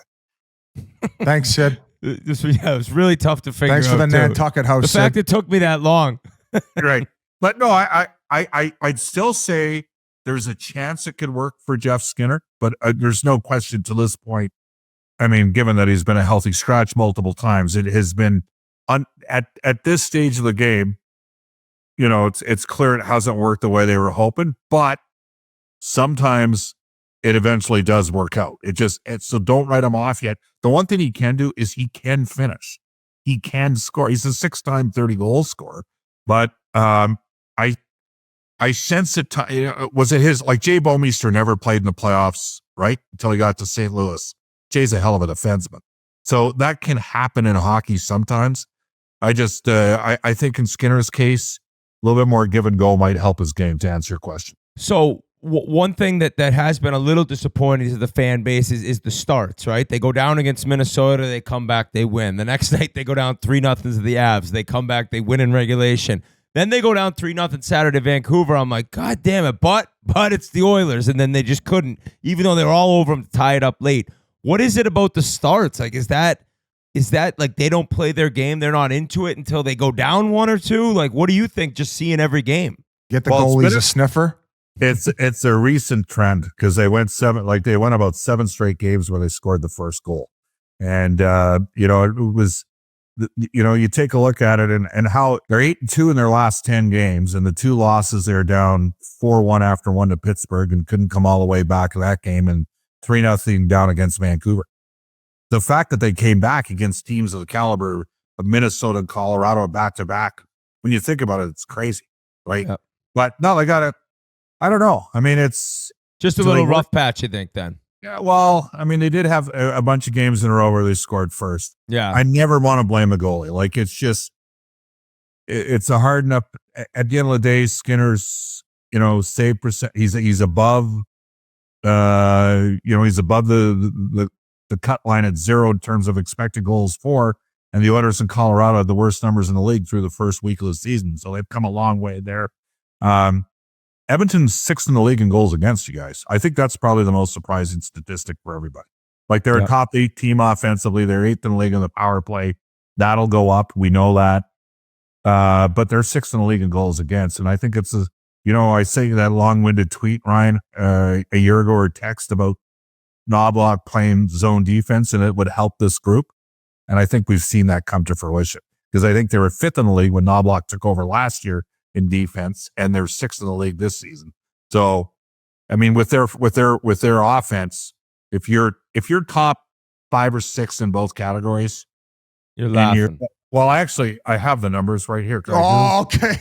Put those glasses back on, Stauffer. I All right, love this since- shit. Fucking Batman over here. Yeah, no kidding. Since November the 9th, the best record in the league, 750 points percentage. Number 2 in goals for, number 5th in goals against, 5th in goals against, 5th in the power play, 6th in the penalty kill, and 4th on 5-5 expected goals for, which means you're 5-on-5 play. You have those sort of numbers. You're a legit team. Now, Washington, who they play tomorrow, they have numbers very similar to that, except Washington's got a better save percentage because Logan Thompson's Oh, yeah. having- He's shooting lightning bolts out of his ass right now. You can't Hey, lose. Paul, I'll ask both you guys. How much does it screw guys up when both goaltenders catch with their right hand? There's only 4 in the league that catch with their right hand, and Washington has 2 of them. Does it screw guys up when you're? I didn't really look up when I was shooting, so you'd have to ask Whit. I Whit, was you? dishing it off. Yeah, Biz had his head down. That's why he hit the guy in the stomach every time he got a shot. Yeah, they always Oh, had my- quick chests against me. More important questions here, though. I saved them for last. Have you ever met or petted Leonard, Connor McDavid's dog? No, I Cam Moon and myself give Connor McDavid and Leon Draisaitl as much space as possible. I have a dog that my son named. I'm the only one in the house this year. They all moved out to BC on me. But so my dog's name is Anakin, and which of course is named after Skywalker? Yes, Anakin Skywalker. Oh, So RA's got a boner right now. Listen to I've this. not met Leonard. He does have quite the following here in oil country, though, Paul. And not quite as popular as you are. Well, that's why I was going to ask you about him, because when McDavid got his 1,000th point, they tried to present Leonard with a silver bone, 1,000 silver point bone, and he rejected it. So I just wanted to know like what the fan base is thinking about that, if they're looking into that a little much. Is there a disruptance in the force? He wanted gold. I don't know. I think the fan, like, you know, I have a theory on Canadian hockey fans during the season. Okay. They really know the game. They're really passionate. They all watch this, your guys' podcast, that, but they're all in and they know it. And when they're at those games, they're thinking as general managers. Okay. They are. Don't get me wrong. They cheer when the team scores and stuff, but come playoff time, they are fans through and through, and they support the team. That's why in a Canadian market, if you're going through the crapper and through a tough stretch, the fans, they'll get on you a bit in the regular season because they're not getting the tickets for free. What do you mean? Like there's been like talks of trading Leonard or something? Like they get a little crazy or? Well, I think they would trade Leonard for some more cap space if they could, but I don't think that goes well with Ryan Ginn. Post it. Rumor boys, Leonard on the blocks. Stauffer says the owner fan management types would want to trade Leonard for. They won't let you on the team playing anymore. Surprise, we're still on, but no, it's we're lucky to be out there. Leonard's gonna get your seat from now on. I'll be permanently in the doghouse, and it wouldn't be the first time. No, that's what you're right though. Like that tells you everything you need to know about what it's like here. Like, did they not have like an Instagram or a Twitter account for the dog going at one point? For sure. Oh yeah, I think they have both for sure. In the tabloids, like I know what Leonard's up to more so than I know what Connor's up to. See, it's that level of depth that people come to for this podcast, knowing right. That's what I mean. Yeah, exactly. Sort of details. So we don't want to work out the fact that the Oilers theoretically could have $4.4 million of cap space to work with come March the 7th, right at the trade deadline. Damn it, what's going on with Leonard, Connor's dog? There you go. Well, you brought up the possible cap space, and that kind of brings us to last question time with Roback. And you got to use code Chiclets at roback.com for a generous 20% off your first purchase through the end of this week. That's CHICLETS, Chiclets at roback.com, RHOBACK. 20% off all hoodies, joggers, and more with code Chiclets, LTIR. And them not wanting to be a part of it, not wanting to use it. Then we hear about Evander Kane's knee surgery in the midst of the recovery from the hip surgery. Where are we at, and how do they end up deciding if they're going to put him on LTR and make him wait Las Vegas Golden Knights style? Yeah, cap circumcisers. Welcome to the club. Good. I hope we do. Welcome to the club, Staff. Well, first of all, 3 things. Number one, I want to put a shout out, because this is the last question, to 2 of your most loyal viewers of this, which is Brad Harrison and Jeff Lang. They're big fans of yours. Nice. Ryan, they love you. They've told me about how much integrity you have when you lose in poker. So that tells me everything right there. They're like, Ryan Whitney was a great Edmonton Oiler in the eyes of those guys. So they wanted. I love them. All right. So we'll do that. The question about, secondly, Evander's situation, you can't, I was going to bring up, you brought up Vegas. Kelly McCrimmon is a top flight general manager. I had friends that purchased the WHL team. Kelly was still in the WHL at that time. And they said, do you have any advice for us? And I said, yes. When that 204 call comes in from Brandon, you hang up the phone because you're losing the trade the moment you get on the phone with him. Okay. He is an excellent manager. He's all in. They are relentless. And you could make an argument 2 years ago when Vegas beat Edmonton in 6 games, they beat the Oilers in the margins. And it was close, right? The Oilers dramatically outshot the Golden Knights in Game 5 and Game 6, and they got some saves from Aiden Hill, which made Jerry Johansson, Aiden's agent, very happy because they went on to win the Stanley Cup. But I look at what Vegas has done. They're a real well-run team, and I might complain a bit about the officiating once in a while, and bring up stats like Connor McDavid's 197th in penalties drawn per 60 played. But I think the whole process, I know you're joking around about the cap circumvention with the LTIR. I'm going to tell you, in Kane's case, I haven't had a chance to talk to Evander for about a couple of weeks. You get a knee procedure like that following. He was on my show in middle of December because he was doing a Christmas thing with a former. I'm so old. I did this guy's games too. Golden Bears football player Trent Brown runs the biggest injury law firm in Edmonton, and they took like a couple hundred underprivileged children out for Christmas shopping. And he told me at that time, Evander did, that he'd had a surgery that had never been done before, hip surgery had never been done before in an NHL player, or a core surgery that had never been done before. And now he's had the setback. So I don't know when he's going to play, guys. I don't have that answer. So they're not cap circumcisers, is what you're saying. You can't be, Paul. They didn't want to. They didn't want to do it. I mean, in a perfect world, they'd have this guy 100% healthy and 100% dug in, because you said it earlier in the segment. You said they miss Evander Kane. Paul, you're right. They miss Evander Kane. A healthy Evander Kane against Matthew Tkachuk in Calgary, he got in their head, okay, in that series, right? And he lit it up too. He lit it up because he could do that. Like he led the playoffs in scoring that year, and the Oilers didn't play in the Stanley Cup final, and he led the playoffs in goals. And they got swept in the conference finals too. That's crazy. Colorado was a superior team, but if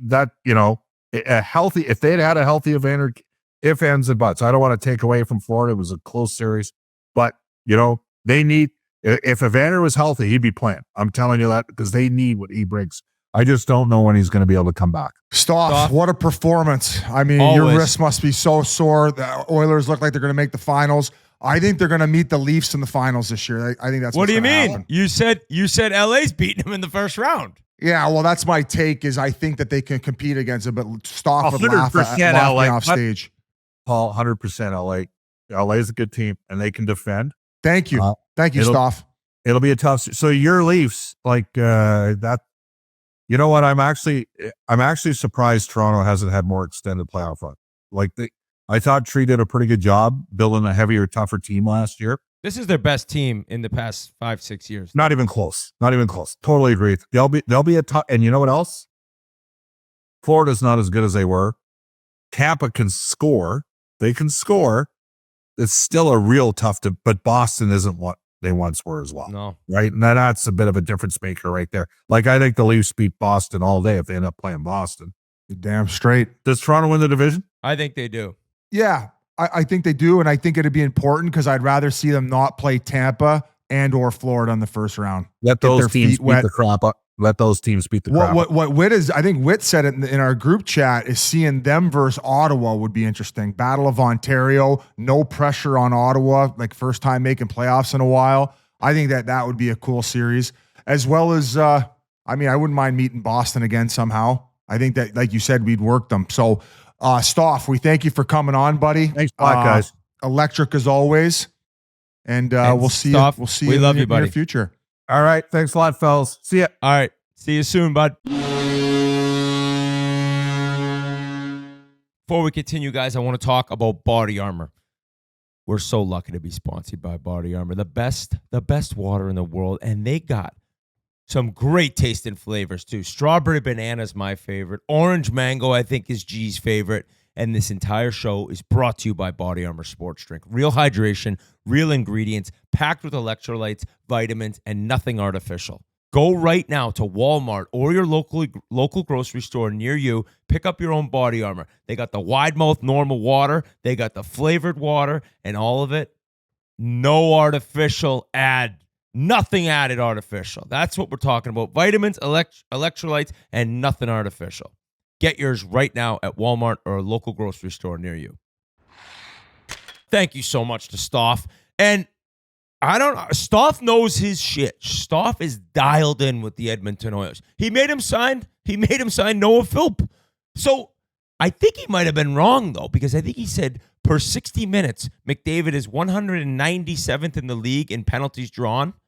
He's actually 232nd, I believe. Now, Stauf made it clear that that's a minimum of 10 games played, so maybe that's where he had it was 197th. Either way, the fact that Connor McDavid for drawing penalties is sitting at 197, 232. If he was sitting at 80th, I'd be disgusted. So they got to figure it out. They have to figure it out. And you can call him McDiver, like I said to Stauf, McFlop. Fuck off. No, he doesn't. No, he doesn't. He doesn't, dude. I asked you, Whit, or G did. I had him test you because we were talking about Garland, and I would say, listen, Garland competes his dick off, but if you don't think he flips his head back every once in a while when he's competing and battling to draw that penalty, and sometimes he does get the call, and it infuriates guys. So he's that type of guy. So it probably just finally got to McDavid to where the fucking wires cross. McDavid, I'm sure we'll get a few videos, but rarely embellishes anything. And that would be hard to do if you're getting fucking, like, you're basically carrying around a weight vest all night full of players.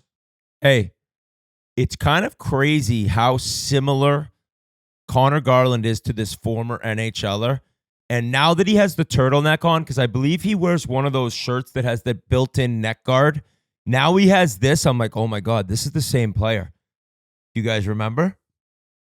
Turtleneck, dives, competes like a bitch. Plekanec. Skilled offensively, annoying to play against, competes hard, turtleneck. Thomas Plekanec. I would say that maybe a little bit more high-end offense from Plekanec. Was he a better player point-wise? I want to say he was. I'm going to look up his points right now. I would say that he was a 60-point guy with Montreal. I want to say he got the C at one point. Did he get the C? Garland's skilled, dude. He had a few. He had a 70-point season and a 60-point season, and then he had a 69-point year, 70-point year, a 60-point year, and then 3 other years, 57, 52, 54. So, yeah, I don't believe Garland has those numbers. Consistency, man. How many 50-point years has Garland had? I'm checking right now. But I like the comparison. One, but he's had a 39, a 46, and a 47. Yeah. And this year, he's on pace for over 50. So, do you know what I'm saying, though? Like, undersized guys. The turtleneck, all of a sudden, I'm like, this is Plekanec. This is Thomas Plekanec. Yeah, he had a little bit of piece of shit in him. And that's a compliment. And we talked about John Klingberg signing with the Oilers with Stauf. I am excited. I mean, I'm very happy for a guy that, let's be honest, guys, like, it's public knowledge that he turned down a monster deal in Dallas. And I believe it was right around 7 times 7. And the mental anguish you go through when you don't end up getting anywhere near that. And you gave up in an amazing city that I assume he loved in Dallas, $50 million. That has to forget the physical injuries. Like, dude, I think that there's probably some really, really dark nights when you end up being injured and realizing you're never going to make anything near that. So I'm rooting for the guy. It's the same way I was always really rooting for Wayne Simmons because he missed that one huge payday, how good he was, how mean that guy was. And it was just brutal timing. But I mean, Klingberg had the offer sitting there, and it's like, holy shit! Like years down the line, you're just like, what did I do? So you're hoping that, and the way he talked to the media in Edmonton, he said, I feel better than I have in years. And health is the biggest thing. You talk about money, but the health aspect. I mean, same comments really from Patrick Kane when he came back. It was more about the fact that there was no pain. And speaking of right-handed D-man, I don't know if you watched the inauguration, but Trump actually pardoned Tony DeAngelo, and he's going to get a shot back in the NHL now. So I don't know if Tony D. Fucking I don't know Trump what happened. He left Ska. He was lighting up the KHL. I wouldn't be shocked if we're seeing Tony DeAngelo in the NHL again. Now, some people might be punching the steering wheel the same way they were when you mentioned Trump to start off the podcast, or maybe I did. I don't know exactly what he did to piss all these people off. Like I haven't, I guess, dipped into the weeds of it. I would love to get him on to talk about it. And I would assume that enough time has passed to where would you not say that an NHL team should give him an opportunity to come in? You're telling me Tony DeAngelo as a right-handed defenseman can't get an NHL roster? I'd take him on any, look at Toronto. Why not Toronto? I'd bring him in. Oh, that would be fireworks, dude. I don't understand. The guy, they might re-elect Trudeau if that happens. He's a stud player. I mean, obviously, what about Van? I agree. There's been talks about it. Imagine Van Biss. There'd be reporters, the Canucks reporters. They'd look like the woman at the Trump inauguration 8 years ago, screaming, I'll tell Aquilini, I'll pay his salary if he can create those types of fireworks. I'll let them roll me out right to center ice at the barn, Rogers Center. And they could fucking write off Roman candles out of my hoop if they bring. Imagine him and JT. Maybe that's the balance of the scale they need. Maybe JT just needs a buddy. Talk, it would be like, oh my God. I want to might as well make it TNT. a 3-ring circus. Have all your practices at their Arbutus Club.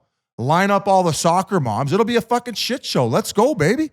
Let's go. It'll be like that girl who got 1,000 notches in less than 24 hours, or I think it was like 12 hours. Have you been seeing this?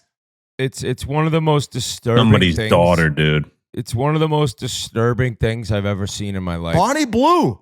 Quite honestly. Bonnie Blue's the new Canucks mascot at Arbutus Club. If you were one of those 1,000 guys, and this is how you're leading into telling us that I'm quitting this pod. What do you mean Were you a part of this? I think he was, and he was like playing number 991. That's where you... I was playing closer. He That's was the why Mariano I wanted Rivera of the thing. Bonnie Blue world record. Bringing in the closer. Enter Sandman.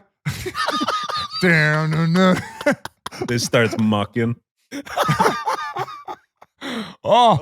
you want to talk about a 3-ring Enter circus, Foreskin. guys,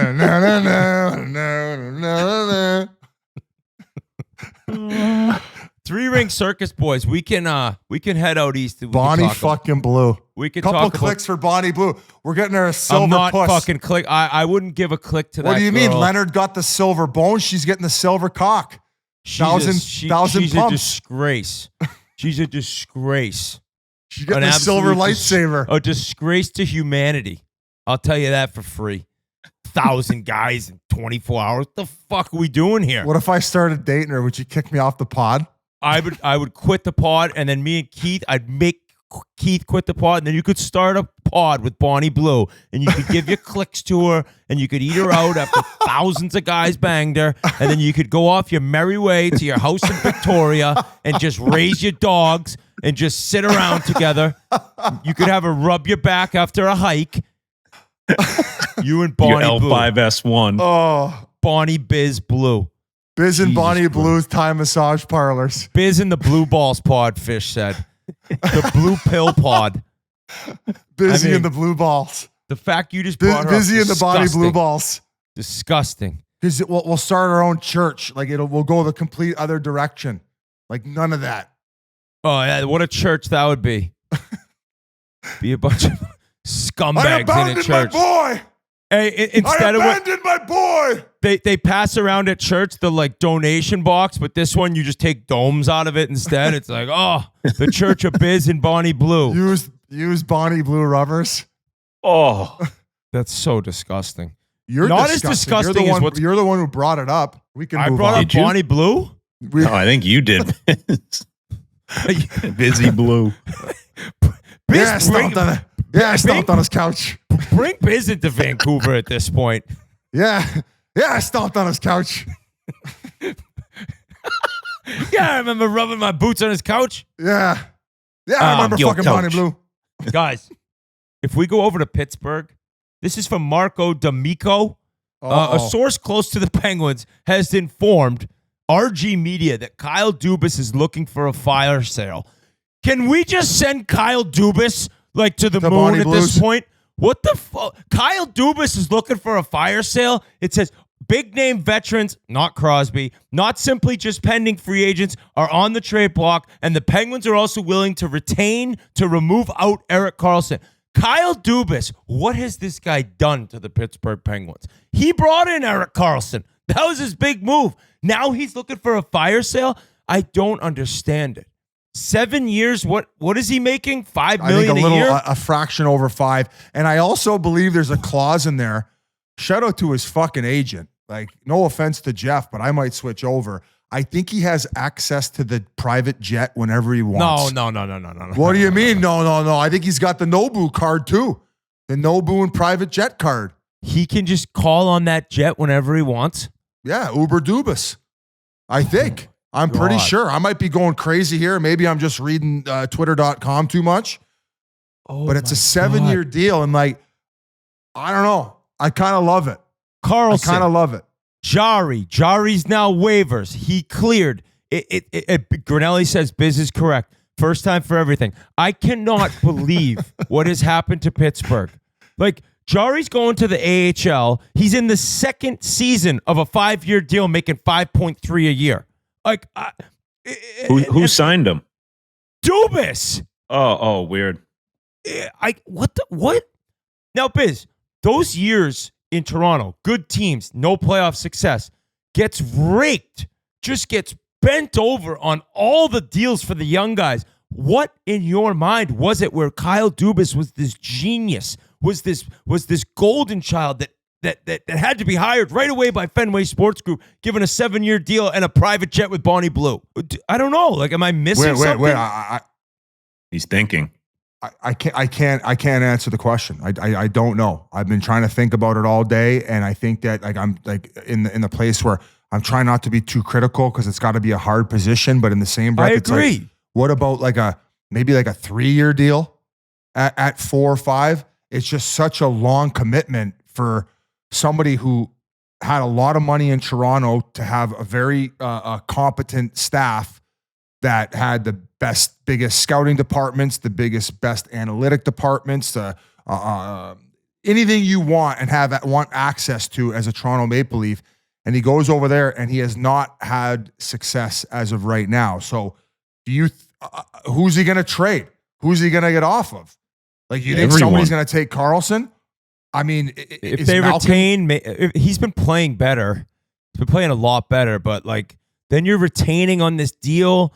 And I'm not going to blame him for their lack of prospects because that happened long before him. And that's like not his fault completely, but and also like he tried. He went in there and he tried. They had Letang. They didn't need Erik Karlsson. They needed other stuff. They needed pieces up front. You didn't need to go get Erik Karlsson when you had Chris Letang. And you know what? They'll be able to get something good from Marcus is it Peterson? D-man. He top 4 D-man. Kevin Hayes was telling me, great player, like really underrated. If you watch him and you practice with him every day, you're like, this kid's legit. I shouldn't say kid, he's a grown adult. But it's just been such a disappointment for Penguins fans, and that fan base is like holding on. You strip it down. Like, look at teams like Detroit. Like, they might scratch the surface at a playoff spot. You're going to tear it to the ground. If they tear it to the ground, to me, it's inevitable that at some point Crosby moves on in his last season there. You think I'm crazy? No, I want it to happen. I just, from what I'm told, he's going to be playing for the fucking Gargoyles. It will never. He's going to play for Gargoyles. We give him the A. We're like, you got to earn it down here in the jungle, buddy. No shit. The different league. Enjoy your song and stuff, buddy. Grinelli's saying Crosby to Montreal. We're really off the rails right now. I just think anytime you have Crosby, like, he's not one of those players that's getting older and slowing down. He's still bringing it every single night, and the guy has been carrying your team for the last 20-something years. Anytime he's on your roster, you should be filling that roster out to try to win. You shouldn't be selling off pieces. A stud, future Hall of Famer, Erik Karlsson, you're not trading him, retaining salary. You're bringing guys in to figure it out. You don't want to This get could rid be of the everybody. one thing, Biz, where he's like, okay, is that if they go like full blown fire sale, and maybe then he's like, oh, I didn't think it'd be like this. Like, Yeah, I just You signed. guys know him more than think- me. Do you think the solution lies with Karlsson, Letang, Evgeny Malkin, Crosby? I would say Rust. I would put Rust in there. You just say, and then maybe, I mean, you're saying that they're thinking about trading Pettersson, but like maybe him and then one other guy. You're telling me the answer lies within that core if you can fill the other pieces? Like you're saying Karlsson with what he makes and what he's on the hook for on that team as far as a salary cap, you think you can't use that money elsewhere to fill in holes better? But they're saying retain his salary, so you're still eating probably half of that. Where it's not like you're getting rid of $5 million and you're bringing in a better player that's making $6 million or something like that, and kind of losing $1 million, whatever it is. Like, I don't know. I just feel like I guess it would be more about what you're getting back in return as an asset. If It's somebody either like we completely have to tear this thing down and rebuild, or we're solely because of Sid gonna like try to keep this going when even with him we don't have it. So they are stuck in the worst possible spot, right? Because they're not even near like the bottom of the league to get like the first overall pick. So it's just a disaster. It sucks. All of us want to see Sid playing meaningful games. And I mean, on the bright side, Alex Nedeljkovic became the first goalie ever to score a goal in the East Coast Hockey League, in the AHL, and in the NHL, and also became the first goalie ever in an NHL game to score a goal and have an assist. And my one question is, I really, really, really wonder why he just didn't grab somebody for a fight at the very end to have a Gordie Howe fucking hat trick. just a in an blocker NHL game. sandwich, would have been amazing. because the league would have gave him 20 fucking games. They wouldn't have even celebrated it. They would have just gave him a punishment and not aired any of the goal highlights. Send him to the Gargoyles. Hey, another thing I saw rolling around online, even got a laugh out of Wayne Gretzky, who shot the group text for TNT, a picture of the fact that he had a 2-point game, and I've never in the NHL had a 2-point game. That is a fucking lie. I had a 2-assist game in Edmonton when we were on the road one time. And Jans, I was third star of the game, in which when I went back out on the ice, you tried to hand me that big ass goalie stick, in which that they have just hanging out in the away locker room at the Rexall Center. So, and if you will recall, I played just over 11 minutes in the game. Whoa. The most I've ever. Remember how tired you were? The next day, I needed a respirator. That's because you were out till 5 in the morning. No, he No, lost his phone. no, That's it when was you the lost your first- phone. No, I was maybe it was the trip I did lose my phone. I think so it didn't was, have and any we were all like, "Dude, distractions. if you just get rid of your phone, you could be a player in this game." I went to get a toque and a scarf at what do you call that? Is it Holt Renfrew? I put my BlackBerry down and yoink, a couple guys stole it. I even called the phone and they answered, and then boom, it was deactivated. See you later. So I was stuck in Edmonton for like 3 or 4 days, no phone, and then I have the performance of a lifetime. And the next day was the first time I've ever taken my option as a player in the NHL. I took Immediately 11 scratched. minutes. Oh, the boys were just fucking giving it to me. Like, oh, you've changed. I'm like, lick my bag. Put me on waivers. I'll get picked up. Biz, let me shut my eyes Yeah. and give me the 2 assists. Let me just picture you at the ice on Rexall. One, he wasn't even on the ice. I know wasn't that. on the ice for the second one. Oh, Whit assist? Somebody the No, he didn't D-man make a pass. had manned it up, and I just opened up my blade and like deflected it in, and I skated to the bench, and the first D-man back kind of whiffed on it. I think Hansel picked it up and then fed the guy that jumped on for me. I think it was Rabada, who was it Redeem Rabada who hopped on, and he scored, and I got the second assist on the play. So that was my second assist of the game. And because we had such a comfortable lead, Tip was kind of playing me regular shift a little bit, where I actually felt like I was in the flow of the game. I felt like I was on the slopes again, just hitting my edges out there. Whit, I think Whit was probably on the team. Yeah, Whit, you were probably -2, you fuck. Buddy, I own the Coyotes. Besides when Derek Morris punched my head in, I own the Coyotes. I don't think we lost a regular season game to the Edmonton Oilers the entire time that Tip was our coach. I worked you guys. The night Recchi scored his 500th goal and Brian Yandel slept in his bed. We worked you guys on the Penguins. Yeah, that was on the Penguins. Oh, I'm talking about when I was with the Coyotes, me and Yans, and the Oilers. Yans was on the Coyotes when I did this. No, we're saying against Edmonton. Oh, we owned Edmonton. Yeah. Dude, who didn't? Welcome to the conversation. Yeah, I know. Who owns the Oilers? Owns. I do. I mean, busy franchise pathetic enough to get me 2 assists in a game. Remember how long the walk from like the where you get off the ice to the locker room, the old Rexall was? It was like a 0.5 mile walk. Biz couldn't even get to the locker room. They had to put him in the wheelchair and get him. He was so tired. He was like Paul Pierce. Yeah, my legs were seizing up. 11 and a half minutes played. Where's my phone? He was like Stone Cold leaving a match in WWE. He hops up. Yeah. He's like, is that a girl? I'm good now. Holy shit, look at these ice girls. I love Rexall. Oh, I love the Rexall. The best.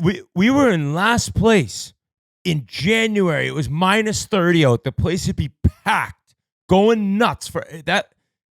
That rink was sick. And I love Edmonton. And the fact is, like, so good. You would just like remember like the memories in that place. Not that I had any of them, but like the fans sitting there, like watching these trash teams, watching me snap it over to Leonard Petrell, and then like him snapping it over to who else would be there? Theo Peckham.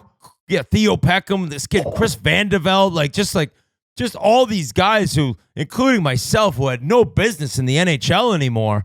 And they're like, we were watching Gretzky to Anderson to Curry, back to Lowe, over, down, and then Grant Fuhr kicking. It was just the arena had just magic with it. You know when they retired the guys' jerseys there, that they'd skate out in full gear and just do like flying around laps in their uniform? It was awesome. They'd reenact a play. They used to reenact a play. No, they didn't. I swear to God. Face off. I remember because we used to, when Wayne was the coach, we had about 500 jersey retirements because they'd always want Wayne there. So we'd be sitting on the bench, just like sitting there. And they used to, I think it was Glenn Anderson. They had Furzy and net, and they're announcing it on the Jumbotron. It's like, shot from the point, kicked out by Grant Fuhr. And like the light shines on the crease, and Furzy's in there, kicking out a save. And then it's like, Kevin Lowe picks it up behind the net, and then you'll see Kevin Lowe grab the puck, light down on him. They reenact these plays, dude. It was the best thing I had ever seen in my life. No shit. I don't remember that. Was I on the team when that was going on? I was probably in the locker room. Yeah, but you definitely weren't playing. Bomb. Fuck. Yeah. They probably didn't have the feed in the locker room. They're like, and McSorley's punching someone's head in the corner. Light goes down. He's dummying some poor fan who's loving it, smiling. More. Boys, I don't think when we were talking about the JT Miller stuff, we talked about the fact that Lafreniere's name's floating around, or did we? I think it's fake.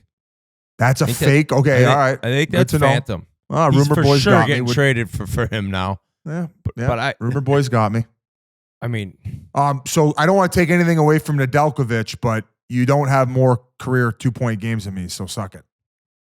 I'm glad that went there because you getting 2 points, it's a feather in your cap, Biz. You think it's not? Cap, buddy. Double digits in minutes, baby. Rumor boys time. Ooh. So Seth Jones, guys, he's in Chicago. It hasn't gone great. It hasn't gone great for him. He's played pretty okay lately.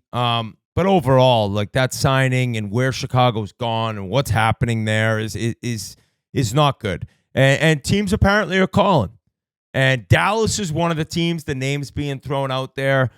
He makes a lot of money. Like, is that a guy, Biz or Keith, either one of you guys take this where, all right, he hasn't looked like a, $7-8 million player, But if we get him on a better roster, do we trust this guy in the playoffs? Like, where are you at in terms of, and Chicago, like, you got to sign Bedard at some point. That's its own story. Like, do you get rid of everyone that's a good player, that's a legitimate NHLer? Like, where are you at in trading him if you're Chicago? And if a team that's looking to win the cup brings him in, how do you feel about all this? So I think it goes back to the San Jose stuff where you're only allowed 3 bullets in order to like retain salary. Yes.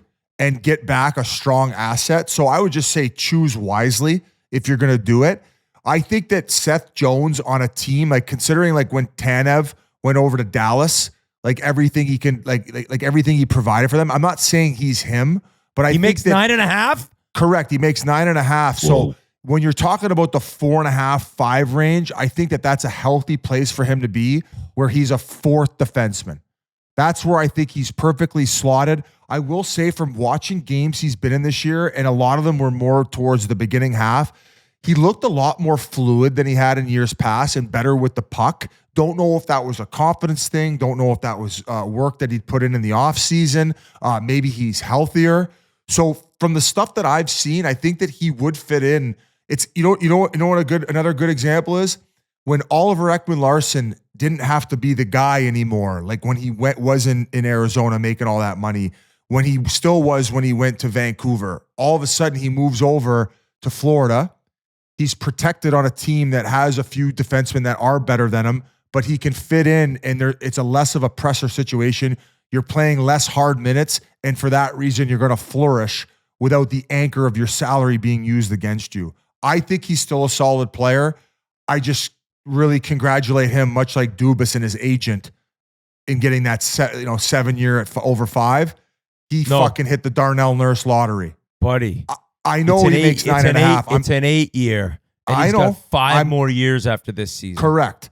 I'm comparing it to like the Dubas lottery where he gets this big deal where the Jet. He hit it. He hit it at the perfect time. Pittsburgh was desperate. They thought they found the new shiny toy that was the reason Toronto was having all the success, and boom, boom, payday. So congrats to Seth and his agent. No offense if I'm saying you're a $5 million defenseman on a good team. Yeah, you're never gonna blame a guy for taking the money, and he obviously earned all the money that he's Bingo. That he's made. But I agree with you 100%, Biz. On if he think of Dallas, he's born in Dallas. I think he's from Dallas. I don't know about that. You bring him in there. I think it was Denver where he grew up. Where his dad that's was right. Playing. I think he grew up in Denver, but I think he was born in Hans. Dallas. But whatever. Gee, check that. But like you bring him into a team that he, like you said, he's the 4th guy, the 5th guy. You put him in a somewhat of a shutdown role. He doesn't need to provide the offense that he has to every night. You got Heiskin in there who can do that. He can kind of be a second role player. I think he would be an absolute stud on that team and worth very much of that $5 million if they are going to retain almost half of it. Couple clicks for Jans. He's right. He was born in Arlington, Texas, but grew up in Colorado. You retain. All right. So Chicago retains. So 9.5. Say Chicago retains 4, buddy. That $4 million a year for the next 5 years. Like they're hoping to be good in 3 years. 25%. What? There might be. Is there a rule that you can only retain up to 25%? Is there a rule on how much? Oh, I don't know. I don't know. Gee, look that up quick. I feel like you could retain half. Half? Up to half? I thought you could do half. I think you can. Buddy, like you're telling me 5 years from now, you're still paying, you got $4 million against the cap? But the cap's going to be up. Oh, man, I don't know. I know. I mean, this rebuild is the farthest of any team away from having. I would say that San Jose is light years ahead of them. 100%. Yeah, I agree with you. So why not? If you can get something very important in return, I think the stockpiling of draft picks is a little bit overrated and too easy, and something that I've kind of seen in the past from some GMs where I'm like, oh, it's pretty easy to strip it all down.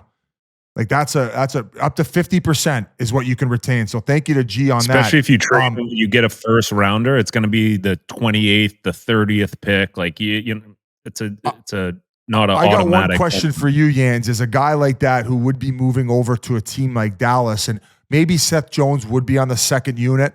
I feel like that Harley has done a good job offensively. Heiskinen's obviously an offensive defenseman. Not sure who else slots in there on their power play, but how much easier does it make it for a guy when all of a sudden he gets to eliminate one of the special teams from a mental standpoint? So let's say Seth Jones is killing a little bit. He's only playing even strength and he doesn't have to worry about power play.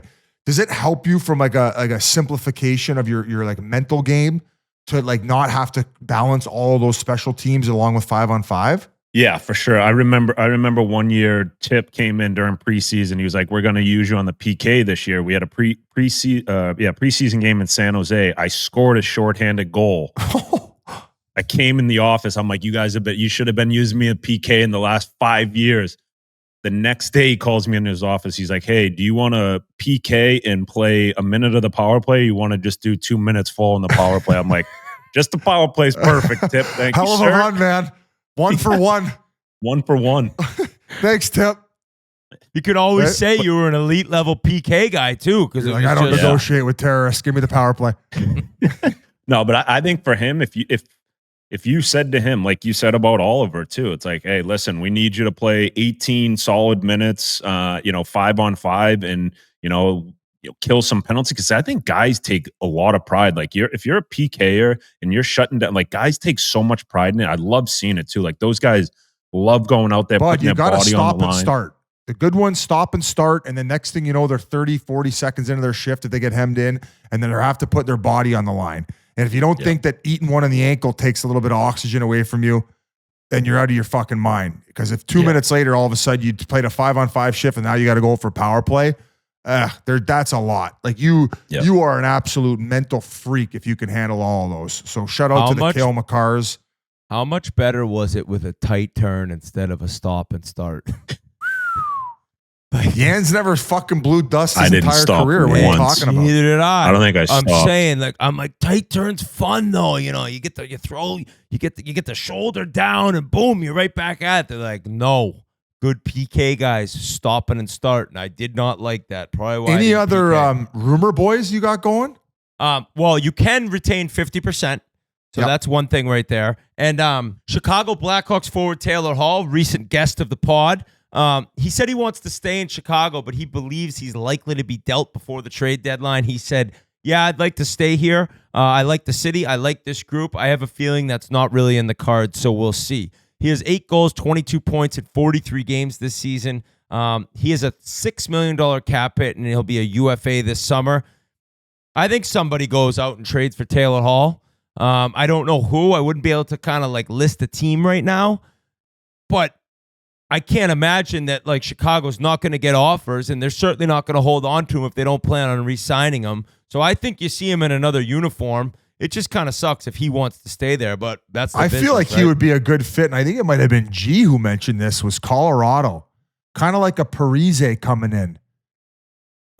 He just commented in the chat here. Dallas and Florida are 2 other teams. I agree. I think a little bit of depth for any 3 of those teams would be great.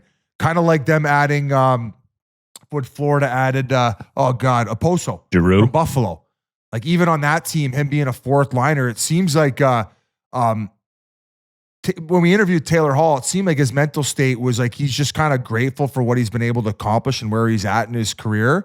And I think that if he went to Florida, he'd be more than thrilled to chip in on the 4th line and play a limited role. 3rd, and the type of guy like Rodriguez, where let's say a guy in the top 6 gets hurt, he could slide right in, right? They've done a really good job of getting guys who can kind of fit in that middle 6. And when the time comes, I'd like to see him in either Colorado, Dallas, or Florida. Telling you right now, you put Taylor Hall on a line with Sasha Barkov, you're going to see the Taylor Hall of 2018, whatever, his MVP year. Wow. Barkey can make, and not that, I mean, Halsey's a stud player, but Barkey just makes guys so much better, like at all times. I think that would be an amazing fit for him. Makes it so easy. The Dallas Stars are also a team that's very interested in New York Islanders center Brock Nelson. I think that every single team looking to win a Stanley Cup is going to be calling Lou Lamoriello about Brock Nelson. We've talked about Billy Guerin, named him to the 4 nations. It's like Dallas is going to be one of 10 teams that are calling, and I think that's going to be like one of the bigger names at deadline day or beforehand. What do you got, G? So I actually think a guy like Brock Nelson, and I think any of the guys that are Say on Four Boston Nations right now, G. Say and Boston. I'm saying any of the guys that are on Four Nations rosters, I wouldn't be surprised if they're likely to be dealt before the Four Nations tournament, just because the injury risk factor, right? Like these guys are going to be blocking shots with their faces at this tournament. It's going to be like Game 7 So when's atmosphere the every time. cutoff? When's like when does all this like everything die down? Yeah, there'll be a roster freeze before it. What's the date? So I would guess around February 10th. So I would So say you're in the saying we next- got 20 days. Yep. Wow. I think there's going to be some big moves happening. If That's a good call, G. I like that. Of the guys that are playing in Wow. that, I mean, how many Yeah. guys playing in that though will be traded? Who else besides him? Just Brock Nelson. Yeah, just Nelson probably. So Brock Nelson's getting traded in the next 25 days. Breaking news. Hey, I do want to shout out. You talk about Four Nations, and we haven't seen any, knock on wood, guys be injured that are going to be in that tournament. Like injured enough where obviously Matthews is battling through stuff, Miller's battling through stuff, Quinn Hughes is battling through stuff. We haven't seen somebody be injured to where they won't be able to play in the tournament. But if the United States does run into a guy who can't play, Jason Robertson, since Christmas, he's got 19 points in 13 games. Something has clicked with him. Had a slow start to the year.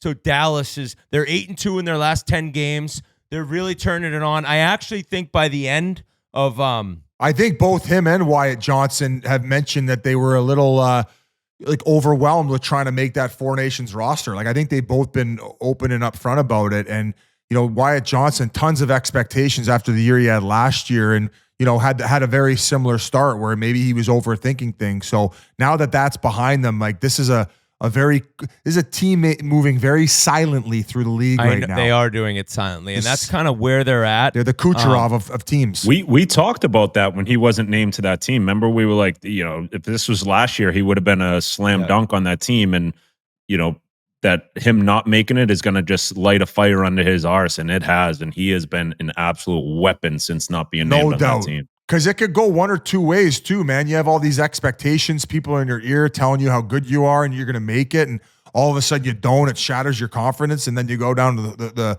the spiral. Good for him for fucking finding his game and stepping things up, and also to the leadership in that Dallas room. I'm sure they got Jamie Benn in his ear saying, "Fuck it, dude. We know what you're capable of. It's just one tournament. You'll be in the Olympics."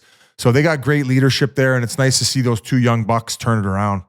And they went to Game 6 against Oilers in the Western Conference Finals, and I'm guessing part of the start for Dallas was almost similar to Edmonton's beginning of the year, in which like, fuck, I just want to get to the playoffs again. Like I can't believe this is starting right now. It's a shorter summer, and we have 82 games, and like you've seen teams go through that. Like you don't forget the work that it takes to get to the playoffs. You just want it to be April again so bad. That they've found their groove. And I do think by the end of this season, I love Minnesota, but I think that the three central teams are going to be Winnipeg, Dallas, and Colorado.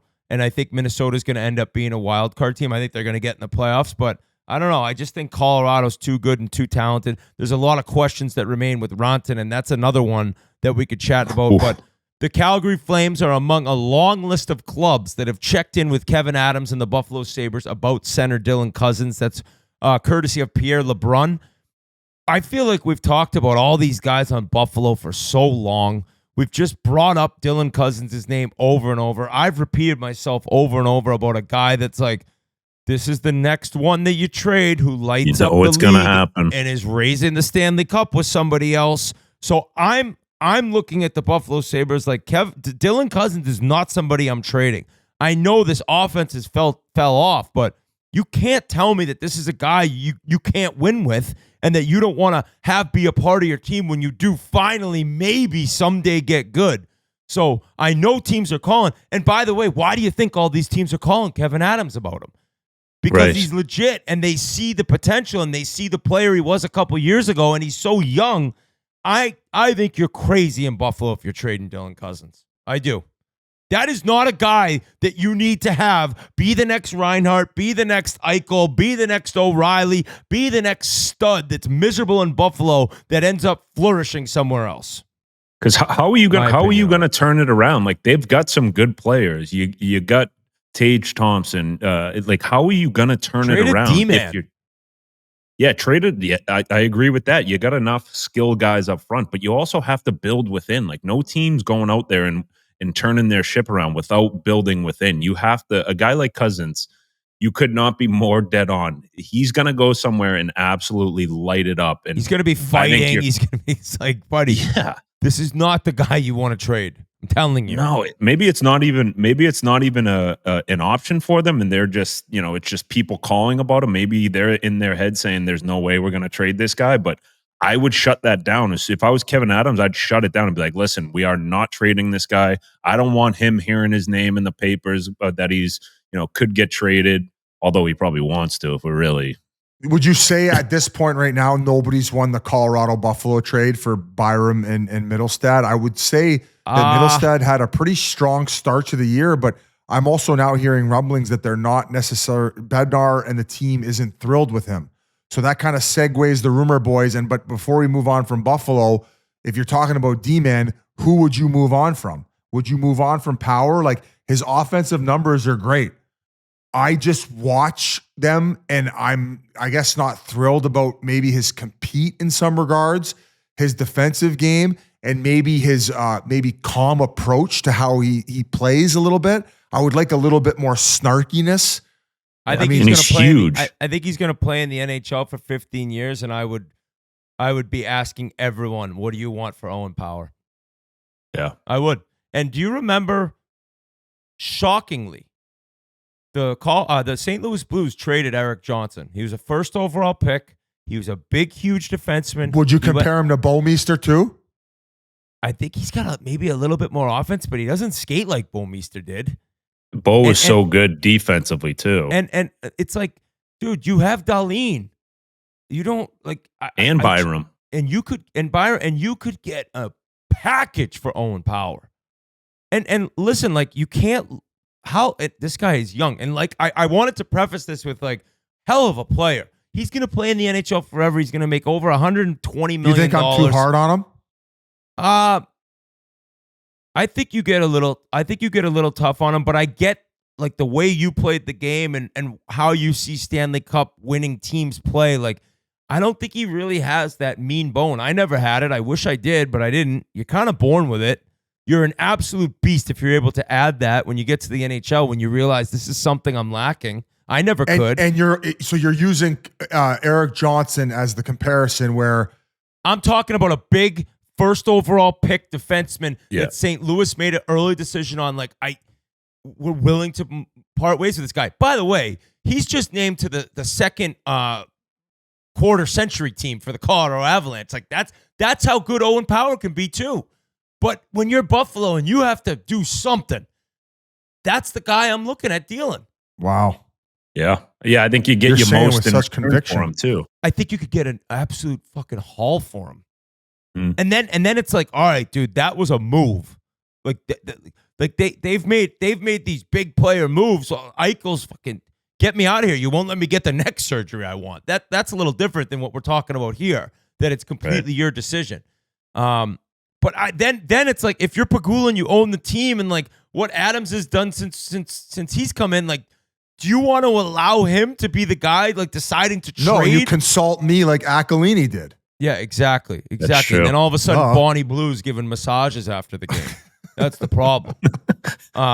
She's on the plane. My question in Colorado, sniffing farts, delivering my fillets, question in Colorado, sucking guys, some weens. We've chatted about this before.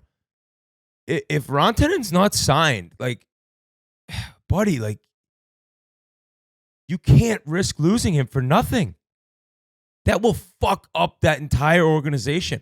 But then, like, Nate, imagine telling McKinnon, we just traded Rantanen. This is one of the crazier ones I've seen, and this all goes back to the Draisaitl contract. That's when everything changed with his ask. But what do you do? Like, if he do you think you consult McKinnon on saying this is where we're gonna go number wise, and if he says this is no, the max like, we're gonna go, and if he doesn't go to it, we're gonna have to move on from him. Like, you have to run that across McKinnon's table. You don't have to do anything, but you're crazy if you don't. You're crazy if you don't. You're saying for sure that he's getting the call saying, "Hey, this is where we're at." Yeah, because I mean, at the end of the day, if you trade him and then your team goes down the shitter, not that I think that they will. I think they've got enough pieces there to be good for a long time. But say they don't make the playoffs the next couple of years, then Nate Dogg wants out. You know what I mean? And then you're in a position as an older player to be like, hey, I'm gone. So then you're losing two guys that you could have had. So I think you got to. I think for what he brings that team, like he is such a horse. Like you need a 1A and a 1B guy on any team. Look at McDavid and Draisaitl. Like you need those guys to be successful. Barkov, Kachuk, you need those guys. You know, Sid and Letang or Sid and Malkin. I agree. And my thing is, all right, he wants 14-ish, okay? You go to him at 13-8 and you say, hey, buddy, you want to be here? You want to fucking be here or not? You're telling me that, and maybe he doesn't. This is totally spitballing. I don't know. Like the guy seems like he loves playing there. He's dominant. Him and McKinnon are so nasty together. But it's like, dude, we're willing to pay you this. Now, if they're sitting there right now at 12-2, 12-5, it's like I get it. You know, the market has changed with Leon. But my thing is like, pay the guy. Maybe you go to 14. Why can't you go to 13-8 to 14? Why can't you? I mean. The Oilers. I think the question is like if you don't sign him, you don't kind of come out at whatever your comfort zone is to give him what he wants. How do you replace it? I know. And outside of Marner, who will be a free agent this summer, who's another impactful winger that could bring as much as what those two guys do? Who's going to be available? Like I wouldn't even I don't think there's anybody near those guys' level. So he essentially has all the leverage. So. I bet you McKinnon would just tell him, I don't care if he's making $1.5 million more than me. You got to pay him the 14. And as of right now, I don't want to lose this guy. Is 14 what's been offered? Is that what he's asking? No, I don't know what's offered, but I think it's pretty clear. In what I'm hearing is like the Draisaitl deal changed everything. Okay, so you think given time and everything, everyone knows what's going up. By the time summer hits, he's going to be able to get what Draisaitl got. I don't think he should get exactly. I think he's a little under that, but he's looking at high 13s. If you're him, would you even want to make more than Nate? Like if I'm him and I know I've always thought if I know Nate's better than me, I wouldn't want, even though obviously the cap's going to be different, and I want every guy to make his. Hear that? No, yeah. Well, boys, more now so than ever. That given the jumps. Like, it's not that weird to think about. Nate signed his deal. By the time Rantanen signs his deal, it would have basically been 2 full years, right? Yeah. So, right. Fuck, the cap's probably gone up at least $7 to $10 million. It's not that, like, Nate has to realize that he's going to be in that 14 range. And I don't think it's that weird for Nate. I think he just cares about winning. And even more so than the guy that he admires the most in Crosby, Nate never really... I would consider the first deal he got a wicked hometown discount, but he's not doing the stuff that Sid did. Like even he's stretching the market out a little bit. Yeah, exactly. And that kind of leads us into some great news for the players. And they were notified that the escrow withholdings from checks will be terminated for the remainder of this season, starting with the January 30th payroll run. Revenue projections indicate that the amount already withheld will also be returned in full following the final season accounting. So the players are actually going to make like 102% of their salaries. Love hearing that for the boys. Remember Absolutely. Some of the escrows that we had to pay? And people 26%, wasn't it? Well, no, that was the 24% rollback was after that, the full season lockout cancellation. But buddy, like people would like bitch and whine about players complaining. It's like, how would you like, and I know the numbers are crazy, but like somebody tells you 6% of your contract's not being paid to you. It's like, wait, what? Yeah. What do you mean? So that's awesome news, and that does go into business point that everything has switched so much since even Nate signed that deal.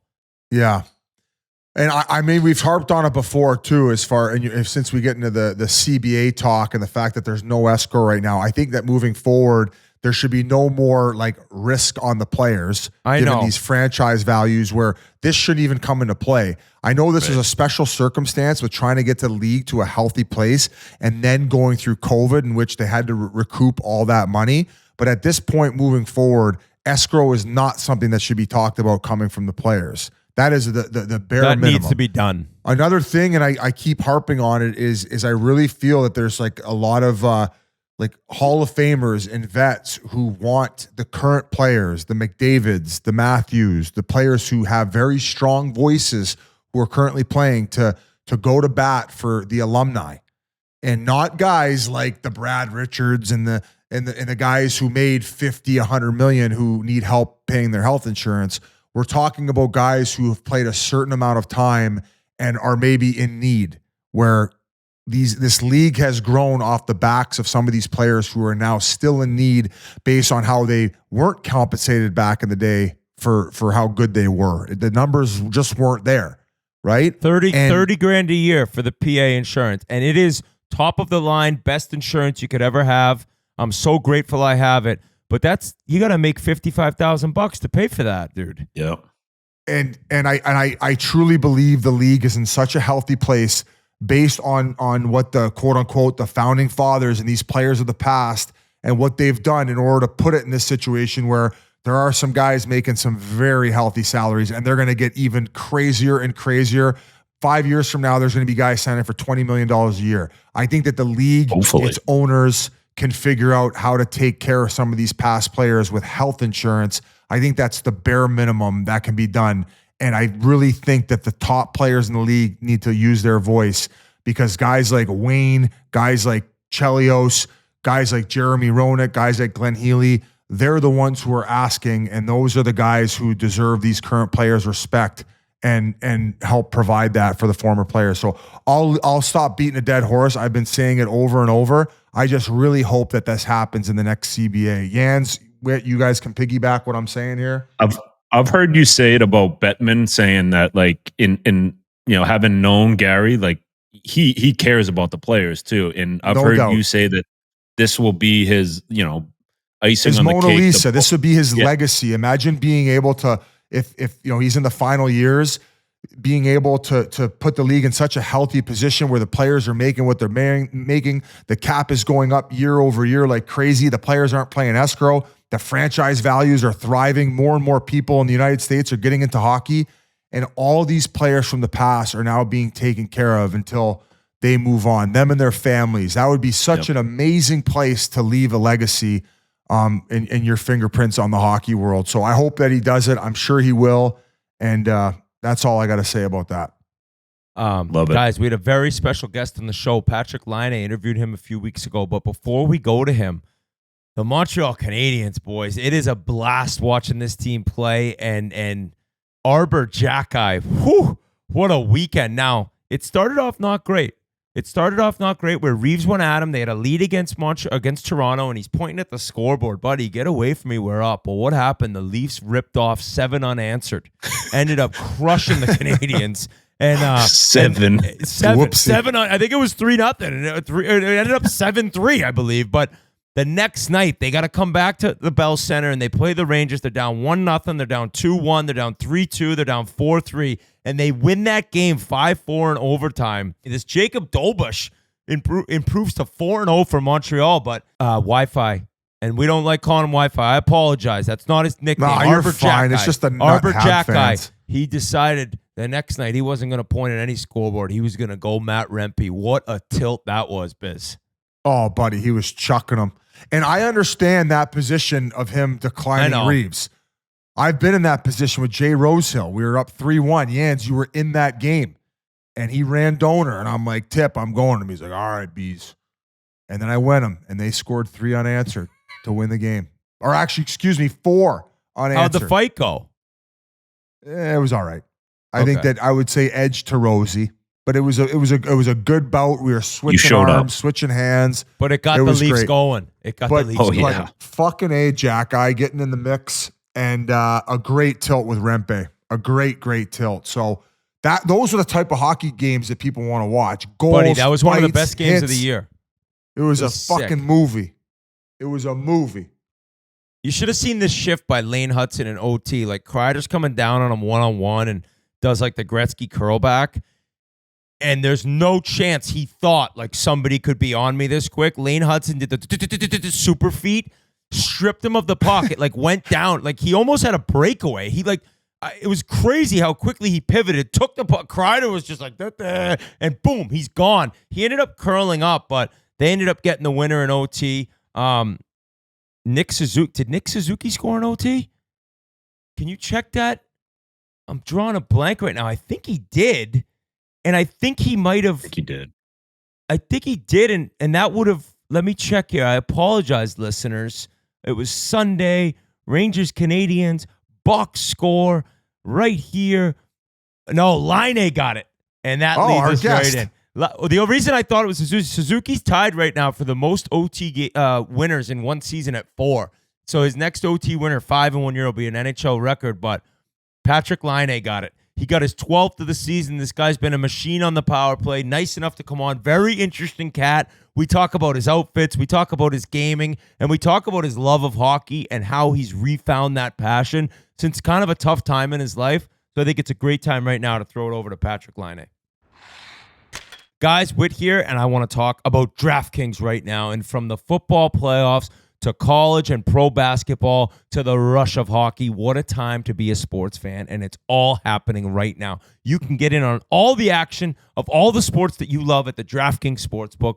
With so many sports, every day is game day at DraftKings. That means unlimited opportunities to place your first bet, and DraftKings makes it easy. How easy, you ask? Try betting on something simple like picking a team to win.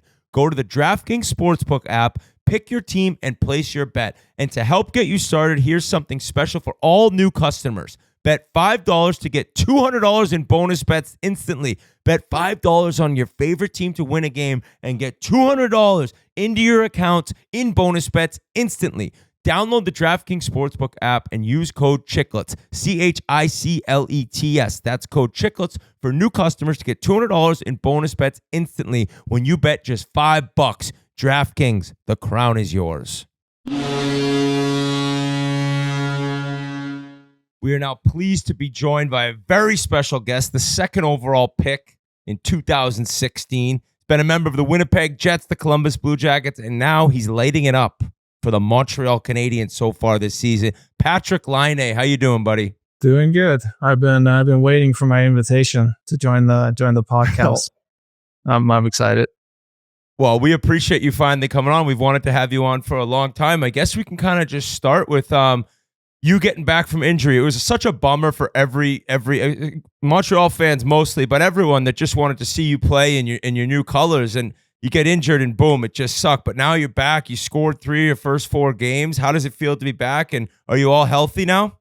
Yeah, no. Like you said, it was definitely a bummer to say it nicely. The second preseason game, and it was a hard road to get back to playing, and obviously with the new team and all that. So it was definitely not the greatest start, and the start the team and the city was looking for, but just had to do some rehab and take a little time off. But now it feels great, and it's just it's fun to be playing again, and just having a blast.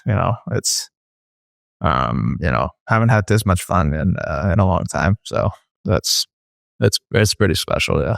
That's great to hear. And on the bright side, it kind of looked like it could have been a lot worse. Like right when it happened, were you like, "Oh my God, that's ACL"? And then it was actually great news to see what the prognosis was. Yeah, I mean, I've had I think I've had 4 surgeries on the same knee already. Oh. And as soon as I got hit, I'm like, "This ain't good.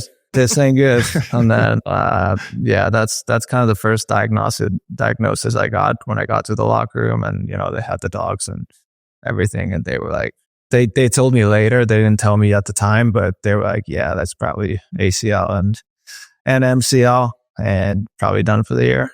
But I ended up flying to New York to see a specialist, and he said you don't necessarily need a surgery, and you can just try to rehab it, and kind of didn't promise, but said that there's high percentages that it'll be good, even without surgery. So happy it worked out. I wasn't happy that I still missed 2 months, but it could have been a lot worse. So I think in the summertime when they announced you were going over, there was this excitement, and then obviously you got injured. But I felt like was the first time you really felt that energy when you got announced as the season was beginning, the first home game when there was that eruption from the crowd. Like, it seems like you were almost in shock by receiving that type of ovation, and you'd yet played a regular season game.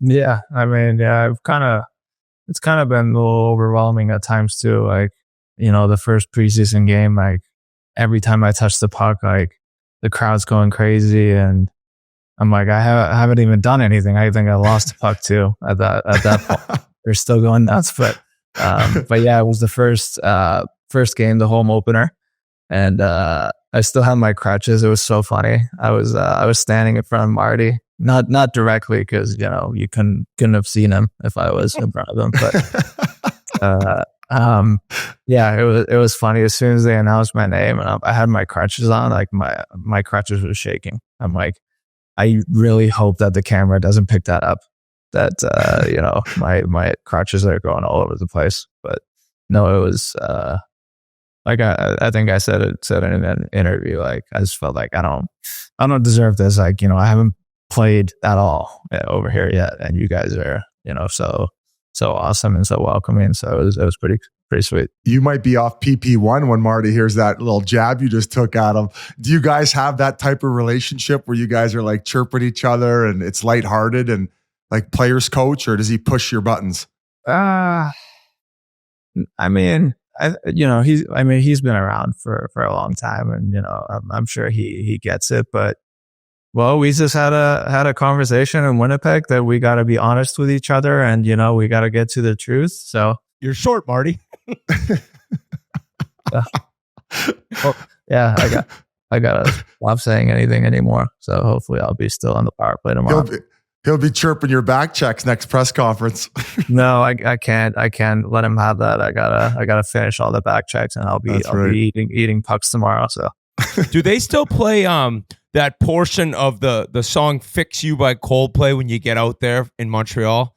That is the best intro that I've ever experienced. Doesn't matter what level, what league. Like, that place, just when you're skating around after warmups before the anthem, the rush and like the chills you get is incredible, huh? yeah, it's like I didn't realize how cool it is, like as a visitor, like when I've played there. But now when they play it, and it's like guys are going nuts in the locker room. Like you should hear Caulfield, like when he's like he's going crazy when he hears that song before the game, and I'm like, Jesus Christ. You've been in 2 Canadian cities, and Winnipeg, obviously smaller building and stuff like that, but the crowds, like, do you feel the energy more so in Montreal than you did in Winnipeg? Because it just seems like that's like the mecca of hockey, right? When you're going into Montreal. I think just like it could be like a regular Tuesday. Like tomorrow we'll be playing Buffalo, like on a Tuesday, and the crowd's still gonna be buzzing. But I feel like Winnipeg was like, yeah, it still has a great crowd, but I think especially playoffs, it's just the coolest thing I've ever been to so far. Like the whiteouts and all that stuff. Like it was pretty loud. Like when we would play Vegas in the conference finals, like it was crazy. Like I do miss those, so gotta experience the playoffs over here. I'm sure it's not gonna disappoint. But yeah, it's pretty crazy over here. I'd love to go back to your time in Finland growing up and like the prospect you turned into. And we always start at the beginning and kind of find out like where your love of hockey came from, if it was a family member or a friend. And I also like knowing like when you knew you thought you had a chance of being the player you are now. But just like what age were you when you started playing? I read something where you wanted to be a goalie. I don't know if that's true. Yeah. I think I was probably around maybe 4, something like that, when my dad took me to play for the first time. And yeah, like he never played like pro hockey or anything, just like beer leagues and stuff like that, but always been around the game, and he, I guess, wanted me to play hockey, so took me over there. And yeah, I mean I played goalie until I was like 11. No shit, full time. Wow. Not full time, but whenever like, I think at least over there in juniors, it's like you guys kind of take turns a little bit. Yeah. Like let everybody try it. And Like I liked it way more than, being a forward. And they actually told me I was better as a goalie than I was as a forward at the time. But eventually, when you could be the new Ashanti Otani. You could be playing net some games and playing out others. Yeah, you should try this. And rap that. I don't think I could do that anymore. Guys are shooting way too hard. Like it was way more fun when you were 11 and guys can't even raise the puck. So it was okay back then. That's true. I don't think I could be eating Ovies onesies.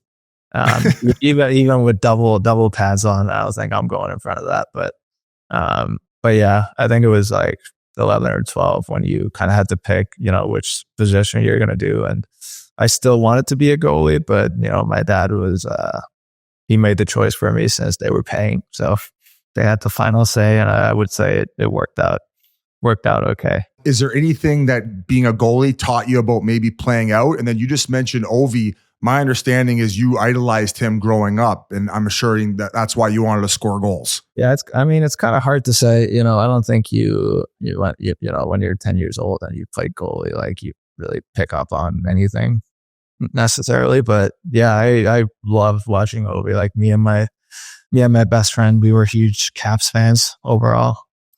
His guy was Mike Green. He was a defenseman when he played juniors, and so he was his favorite guy, and mine was Ovi. And I don't really know how I actually started like liking him. Just the way he was playing when he was younger, like just absolutely bodying guys and just scoring 60 goals a year. Like it was amazing. Like I'm sure you guys can agree with that. Yeah, he bodied me. Yeah. Yeah, not when you're on the other side of it. Maybe growing up it'd be cool, but yeah, I'm sure watching it was way cooler than getting bodied by him. But yeah, it's just love watching him. And then whenever you would go to practice or just shoot pucks at our backyard, you would watch his highlights on YouTube and just try to create a shot like him and be like him one day. And that's kind of how it started. Considering you played goalie like off and on till you're 11, I guess you're not one of those kids that like from 7-8 years old, they're like, oh my God, who is this guy? This like a prodigy. Was there a year that you like popped off? Were you always the tallest kid, or did you have a big growth spurt? Like what year was it when everything kind of changed and you're like, I think I could have a future in this sport? I think probably when like the national team started, like the juniors. I think that was probably the first time. I think it was like under 17s. We would be playing. I think we played in Sweden or somewhere, and like Team US, they had like Matthews, Kachuk, like these guys playing. Like there was some like really good players over there. I think I scored Hattie in every game. In that turn, it was a lucky tournament, I guess. But no, I think it was just around those times when you could play against guys from other countries that are kind of your age, and I kind of saw that I can play against these guys that are considered like the best in the world at that time. And but yeah, I think it was just when you're younger, you just play because you have fun, and you don't necessarily think that, oh, I want to make a career out of this. What's it like? We were talking about it, recently on one of the podcasts. Just you see it when you guys, go over and play Worlds, and if you're lucky enough to win it, like the reception you guys get when you come back home, like people are all into it. Every time, the time that I've been there, it seems like your group of guys, like you guys are always dressed nice, wearing suits. It's almost like your Super Bowl. Can you touch on that a little bit? Just like what it means to you guys in your country, just to, represent Finland as a whole. Yeah. I think it's, I've been fortunate to play in, a lot of national team games and a lot of big tournaments. And I think, especially as a small country, I think for us, it's always, and like lately too, like we've been winning quite a bit in men's and juniors and all that. So I think, we're like just very proud to, be representing our country, just like I'm sure everybody else is, whether it's Canada, US, whoever. But I think our country is just, since it's so much smaller, I think we're kind of, always seen as the underdogs against these big countries. So especially when we win. I think it's more special, and we get some medals every now and then. So obviously it's an honor to play for your club team from where you're from. Now, I believe you played in your same hometown. Your hometown is Tampere, which is, I think, the third most populated city in all of Finland. Now, is Tappara the club team there? It's in that town? Yeah, there's two over there that play in the same building, same league. So there's kind of a rivalry with that. There's like the other team, like Hintz played for that team, and bunch of other guys. So there's a big rivalry over there. So kind of like a Giants Jet situation in the NFL. You guys share the facility, separate rooms, play out of the same building. So would those games just be electric? Would they had to separate the fan bases with cops? Like, how crazy did it get in there? Not that crazy. It's not like English soccer. It's not that crazy, but they would get pretty heated sometimes. But those are definitely the games guys would look forward to the most. I think there would be like maybe six of those a year or something like that.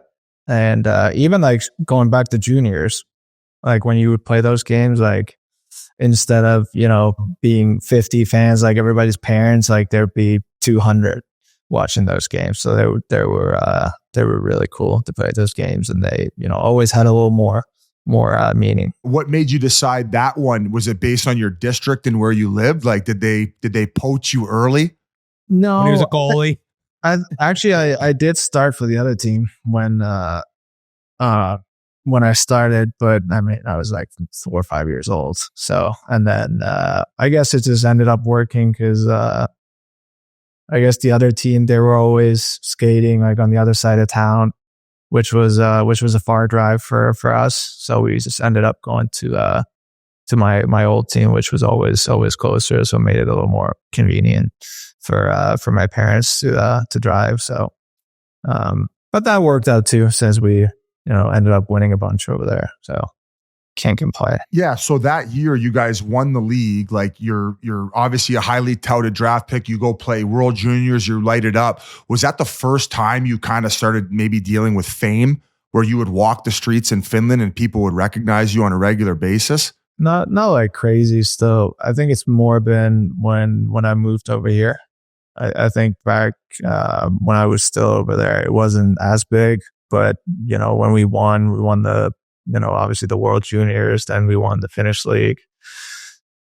Won the silver in the men's worlds. I think It was after that when. That's a big year.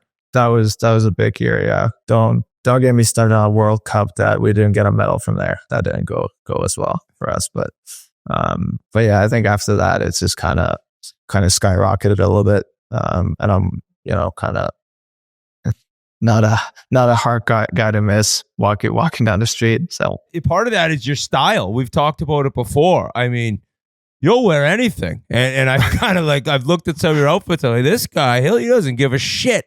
Have you always been like, hey, I love different type clothes. I love loud clothes. Like, is that newer in your life, or have you always been that way? First time in Montreal, didn't you wear like the cow pajamas to like the locker room? Commodore was like, hey, call me old school. It's a Finnish brand. It's a flower. They're flowers. Oh, it was a flower. Yeah, I saw the cow pants comment, but whatever. No, it's been more lately. Probably like few years ago. Before that, I was just wearing regular stuff, and actually I saw Hintz is one of my good friends, and he's always been like super well dressed. Like he wears some like crazy stuff too. So I kind of started watching him, and I was like, yeah, I might as well give it a try. And then I ended up, I think it was my second year in Columbus, the home opener. I had my purple suit and then my Terminator glasses on, and I kind of realized pretty quick that there's no coming back from that. Like I can't be wearing just like normal navy blue anymore. gotta keep going down this road. When we started in the league, it was a road suit, a home suit, and a Saturday night suit. Everyone just had 3 suits. Nowadays, you never see you guys in the same suit. Like, are you guys getting these suits for free, or are you paying for all these? I think some guys still probably have that they only have 3 suits based on what I've seen. But no, it's I mean, I think this is great that it's going that direction a little bit. Like you look at all the other sports, like you guys wear the most outrageous stuff. And like I don't mind wearing suits, but I think they should probably make it optional. Like so I think some teams have already. But like guys show off their personality, like guys have nice clothes, like, you know, wear whatever, but as long as you don't show up in like, you know, just Cow pants. Cow pants or white pants, whatever.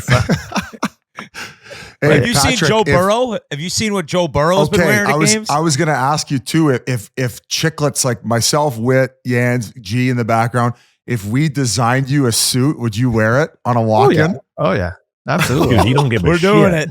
We're doing it. We got to get the fans in the mix too. Like maybe we go yeah. a little corduroy on there. I'll wear anything as long as it's not like plain gray suit. I'm gonna wear it. Oh damn! There goes my idea. What do you got? I got the worst suits in the league, actually, from a guy that was in Montreal. I look like Anthony. I look like Penny Hardaway. Yeah. We give you a baggy one from Whit's closet that you can wear with the It would actually maybe be back in style now. That works too. Yeah. Baggy pants are back. So yeah. That might work out, you know? What's your nickname? What do the guys call you in the locker room? Well, when I got here, it was Patty. Now there's Patty Ice, just Iceman. That's a good one. It's evolving. I do like Patty Ice. I'm not gonna lie.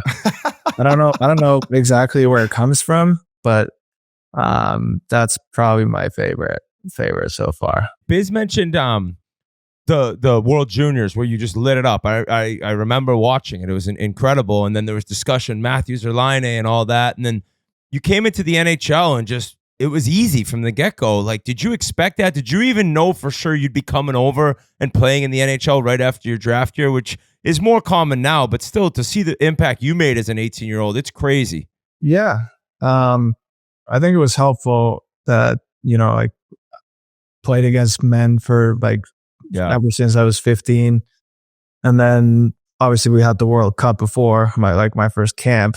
So like I already saw like all the best players pretty much. And, you know, I wish I could say we nailed it, but I think we scored 2 goals in 3 games. So that wasn't good. But did you feel like I belong? Like I can play with these guys right then? Yeah, I think so. I think it was, I wouldn't say it was easy, but, or easier than I expected. But like my first camp, I just came in, like I think I said in every interview that I just want to play. Like, I don't care if I'm first on, fourth line, you know, in and out of the lineup. Like, I just want to make it. And that was kind of my mindset. And obviously, you know, I had some trust from the coaches to, you know, put me on the power play and put me in top 6. And then it just kind of, you know, just took off and confidence started growing. And, you know, so it was better than I could ever imagine, you know, coming over. Would you have expected like Paul Maurice to go on and do what he's done in Florida? Like off the bat, were you like, this guy's a great coach. I understand his message. How was your relationship with him and all that?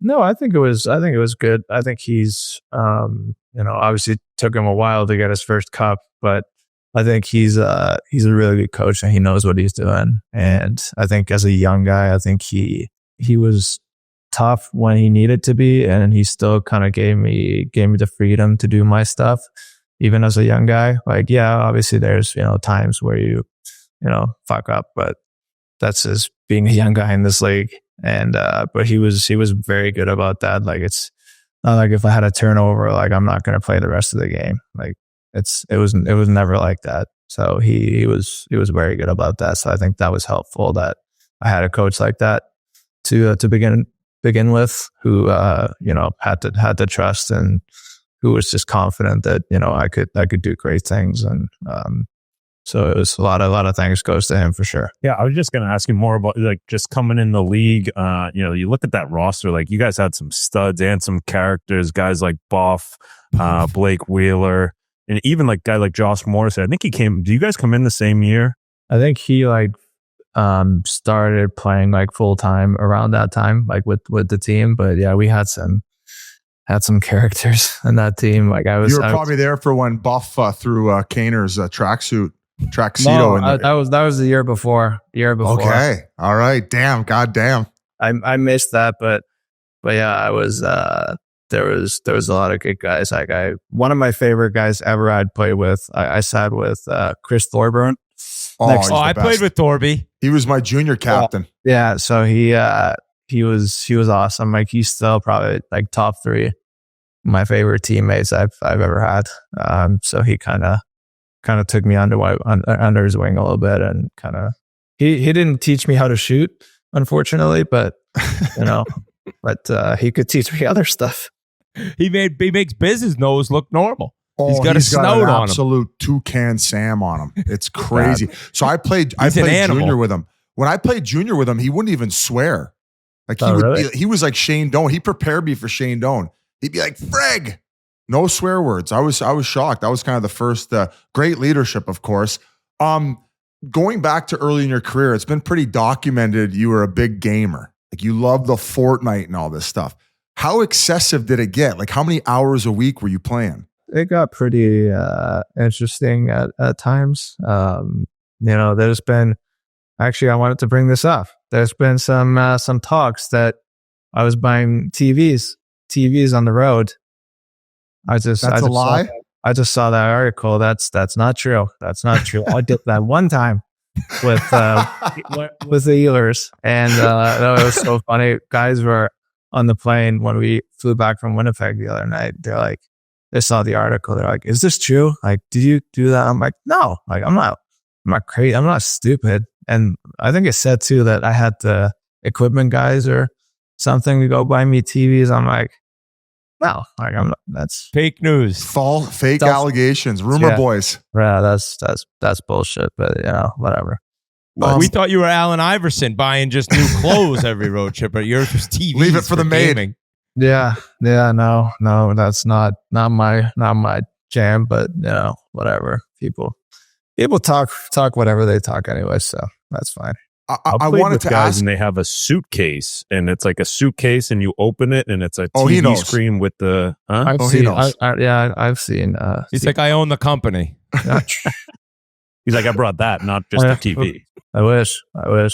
No, it was guys would. Yeah, I think guys don't do that anymore, not as much, and I feel like as a young guy too, like I was roommates with Ehlers for a couple of years, and we were just like two young guys. Like we didn't want to go out to dinners with like older guys, and so we just stayed in and played some games, and but not anymore. Not anymore. That's what I wanted to ask you about, because like, do you have any regrets about maybe not bonding with teammates more? Like maybe spending those. I'm not saying you need to go out and drink, but you're spending your time kind of in the room the whole time, where I loved going for the 10, 12 guy dinners where you get to know your teammates and you gel a little bit more. Yeah, I don't think I regret it. I think as a young guy, like obviously my English wasn't like it is today. Like it was hard to, go out with guys, and especially like with the older guys, like being an 18-year-old, like I felt a little uncomfortable. And obviously like my main thing was hockey. Like I want to, recover and do my thing here to make sure I'm, at my best tomorrow's game. And that was kind of my mindset. But now, with other young guys coming in, like I'm trying to encourage them to join us and spend more time. But yeah, so I wouldn't say I have like regrets about that. It was just like purely hockey at that time. So you've been a guy that's kind of like in the news a lot. Like ever since you came into the league, sniper, play with flair out there, and you're saying now like this report of buying TVs is false. Is there been any other stories you've ever seen out there where you're like, what the fuck? That never happened, or that's not true? there has been. I don't think I like remember any specific stories, but yeah, I feel like there's been a bunch of those that like are these so-called insiders from their couch, you know, who tweets something, who has 37 followers, and it's like, oh, all of a sudden they know everything, you know. So I think there's been a lot of those, but you know, it's like it doesn't matter. Like people talk either way, like whatever you say. But so I don't pay attention to those too much anymore. It's just, you know, everybody has their opinion about everything anyway, so it's fine. Yeah. You have some years at Winnipeg. Guys go Western Conference Finals. You're scoring, and then 2020-2021 season, you're traded to Columbus, right? I think you had 1 game played, 2 goals, 1 assist. Like, take us through the trade. Did you know it was coming? That first trade is often shocking to guys, but I don't know if beforehand you knew it was going to go down. Like, how did that all come about? Yeah, it was. Yeah, I think it was the COVID year that started late. I originally thought that I'd get traded during the summer.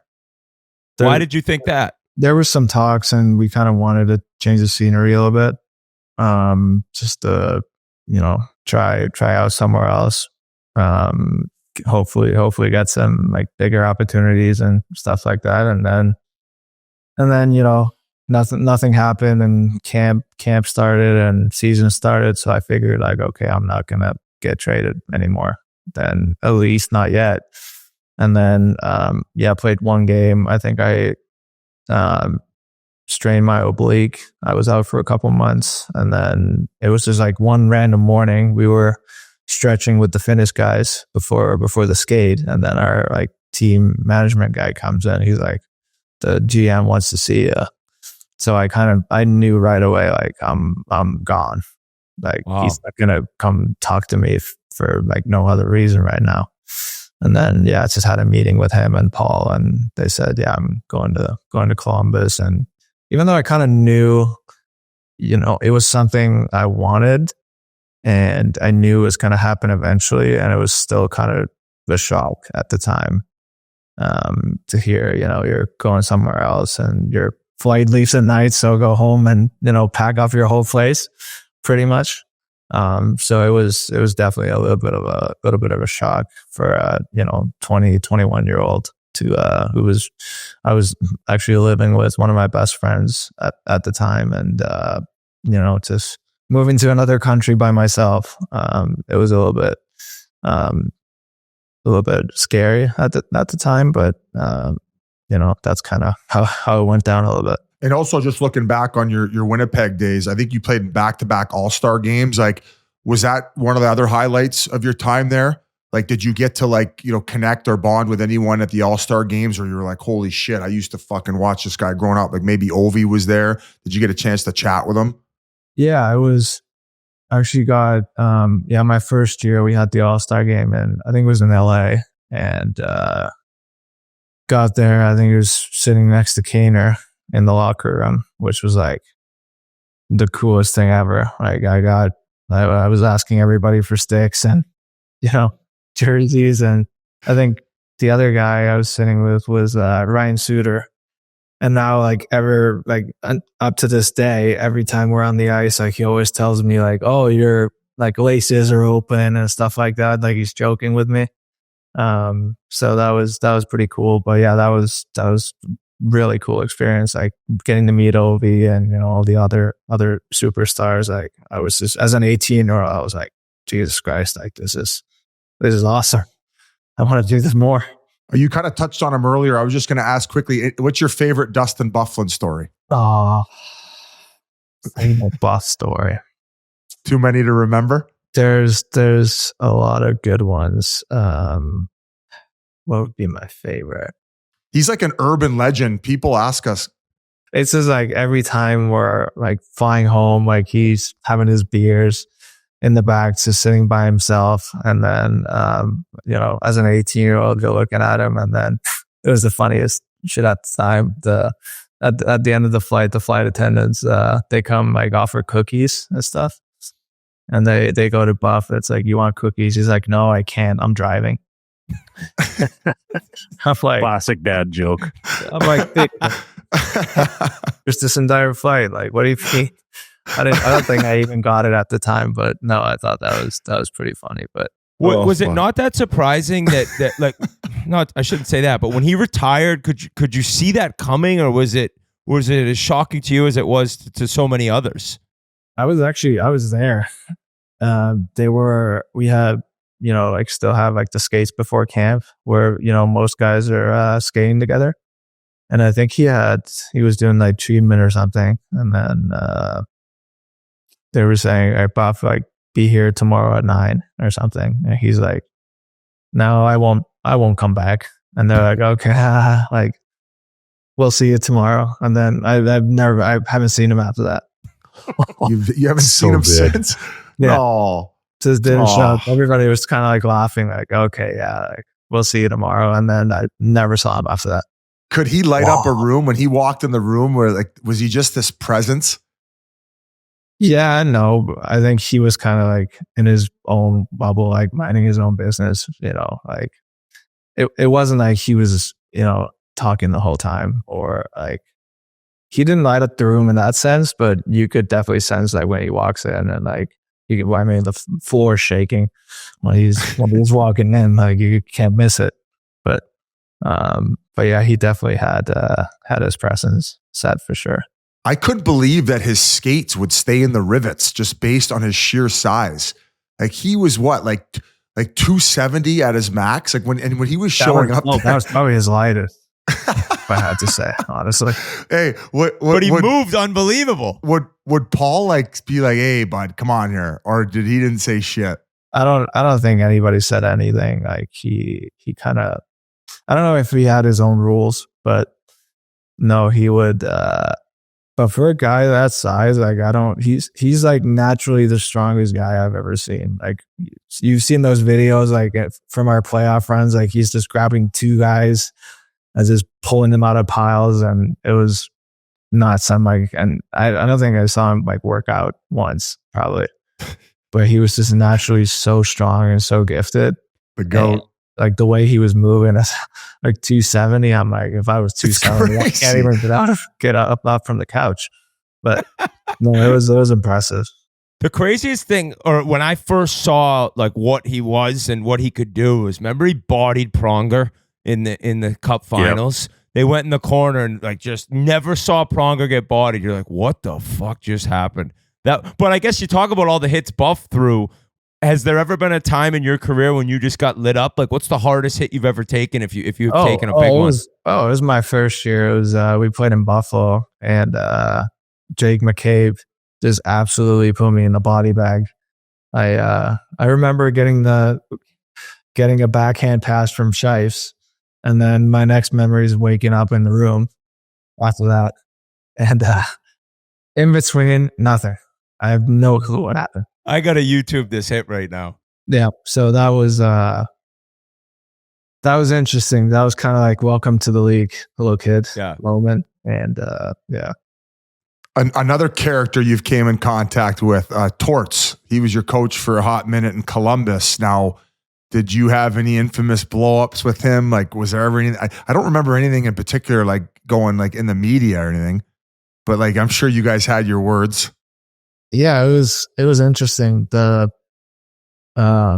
think they were on a road trip when I got to Columbus, and because you had to like quarantine for a couple of days when you entered the country, so I was skating by myself, and I met everybody. It was a morning skate before a game, and I've never met Torts before in my life. And the only thing he says to me, not even a hi, he just says, "Don't fuck it up tonight." I'm like, okay, sounds good. I'll try. Did you love that? Did you love it? It was a little weird at the time. I'm like, hi, coach. I've heard stories, but I'm like, okay, we'll try to do that. That is fucking. Oh, he was interesting. I think he benched me. It was like the third game or something, and you made it that long. Yeah, nice. We got scored on, and I was so pissed coming into the bench, and one of our assistant coaches like came up to me with the iPad right away, and I said, not so nicely that you can leave with this iPad right now. And Torts heard it. He's like, you fucking talk to my assistants like that ever again. And yeah, I didn't play another shift in that period. So I learned pretty quick. It's like a kid talking back to his mom, and then the dad hears. He's like, what'd you say? Yeah, it was exactly like that. But, you know, it's definitely shouldn't have said that. But, you know, heat of the moment, you say things. And then, of course, he heard it. And, yeah, didn't have to play again in that game. But at least I learned the hard way that don't those things in front of Torts. When you went over to Columbus that year, like maybe a little bit of a struggle, like I don't know if just the trade and not fitting in or what happened there, but that next year, unbelievable year, point per game, 30 goals. Like, was it just that first season it was hard and getting over the trade, and then after a full season in training camp, it just felt that much easier? Yeah, I think it was a little hard. And, you know, like before I went over there, like I was out for a couple of months. Like I didn't skate much. And then you go play a whole nother system. Everything is new country, living by yourself. Like it was just a little too much to handle at the time. And then, obviously when you don't have success, like your team's not doing well, like your confidence is low. And, so like, yeah, it didn't go too well. But yeah, after that, I think it was a couple of years, point a game pretty much. But, I mean, at the end of the day, who cares when you're dead league or dead last in the league? But yeah, it was great after that first year, and it was fun to play after that. I was just going to ask about your connection with Johnny Gaudreau. Hockey world got floored this summer with that news, and I would imagine like you enjoyed your time with him. He was like the best teammate, best friend, best husband, best person that anybody could ask for. So I just was going to hand it over to you. It was such a tough time. Yeah, no, it was. I mean, it's just as shocked as everybody else.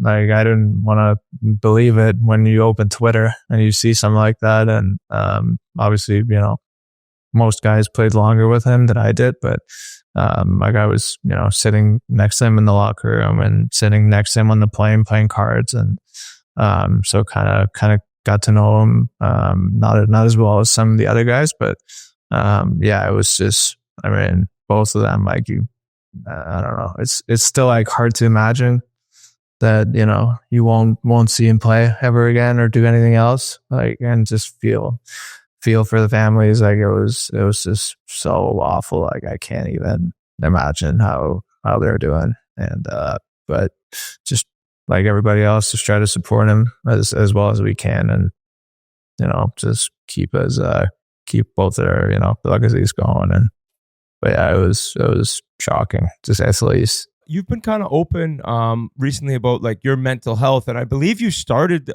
some sort of foundation or system to try to help others. And I read something where you said I just tried to like talk to myself more positively, where I used to be negative. And I know last year you took a little time away. Like looking back now, was that a great decision by you? Are you feeling that much better in your own headspace and everything after everything you've kind of gone through? Yeah. I mean, it was at the time probably the hardest decision I've had to make, you know, like walk away from something you love and you kind of sacrifice everything to be here.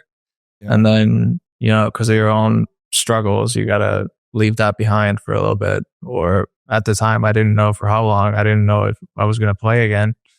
But yeah, it was the best decision I've ever made to, you know, take that time off and prioritize my head, since, you know, when you start to notice how your head is starting to affect your work, your relationships, your just day-to-day life, like you just can't function anymore. So that was the most important you know, decision for my health that I've made. And then obviously my fiance started From Us to You page, and this nonprofit where you know, people can share their stories about overcoming adversity and just try to, you know, spread some positivity around this topic. And just show people that, you know, it's normal to struggle, and, you know, you're not the only one in this world, you know, having these issues, and just try to, you know, create this kind of community where, you know, it's safe to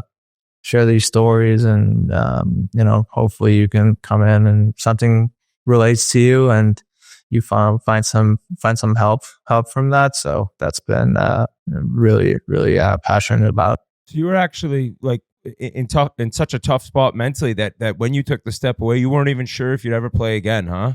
Yeah, no, I Wow. didn't know. I think it kind of started the summer before, and I think I told the Armor a couple times that I'm done playing. Like, I'm not going to come back. I'm not going to play again. And then ended up coming back, and I probably shouldn't have at the time. I think I should have taken the time then. And then, you know, it just started kind of going downhill, and just got to that point where I was so depressed and just couldn't function anymore, and just had to blow the whistle that, you know, this is not going to be good if you just try to, you know, run through the wall. Like, it's not gonna work out. So had to put a stop to it.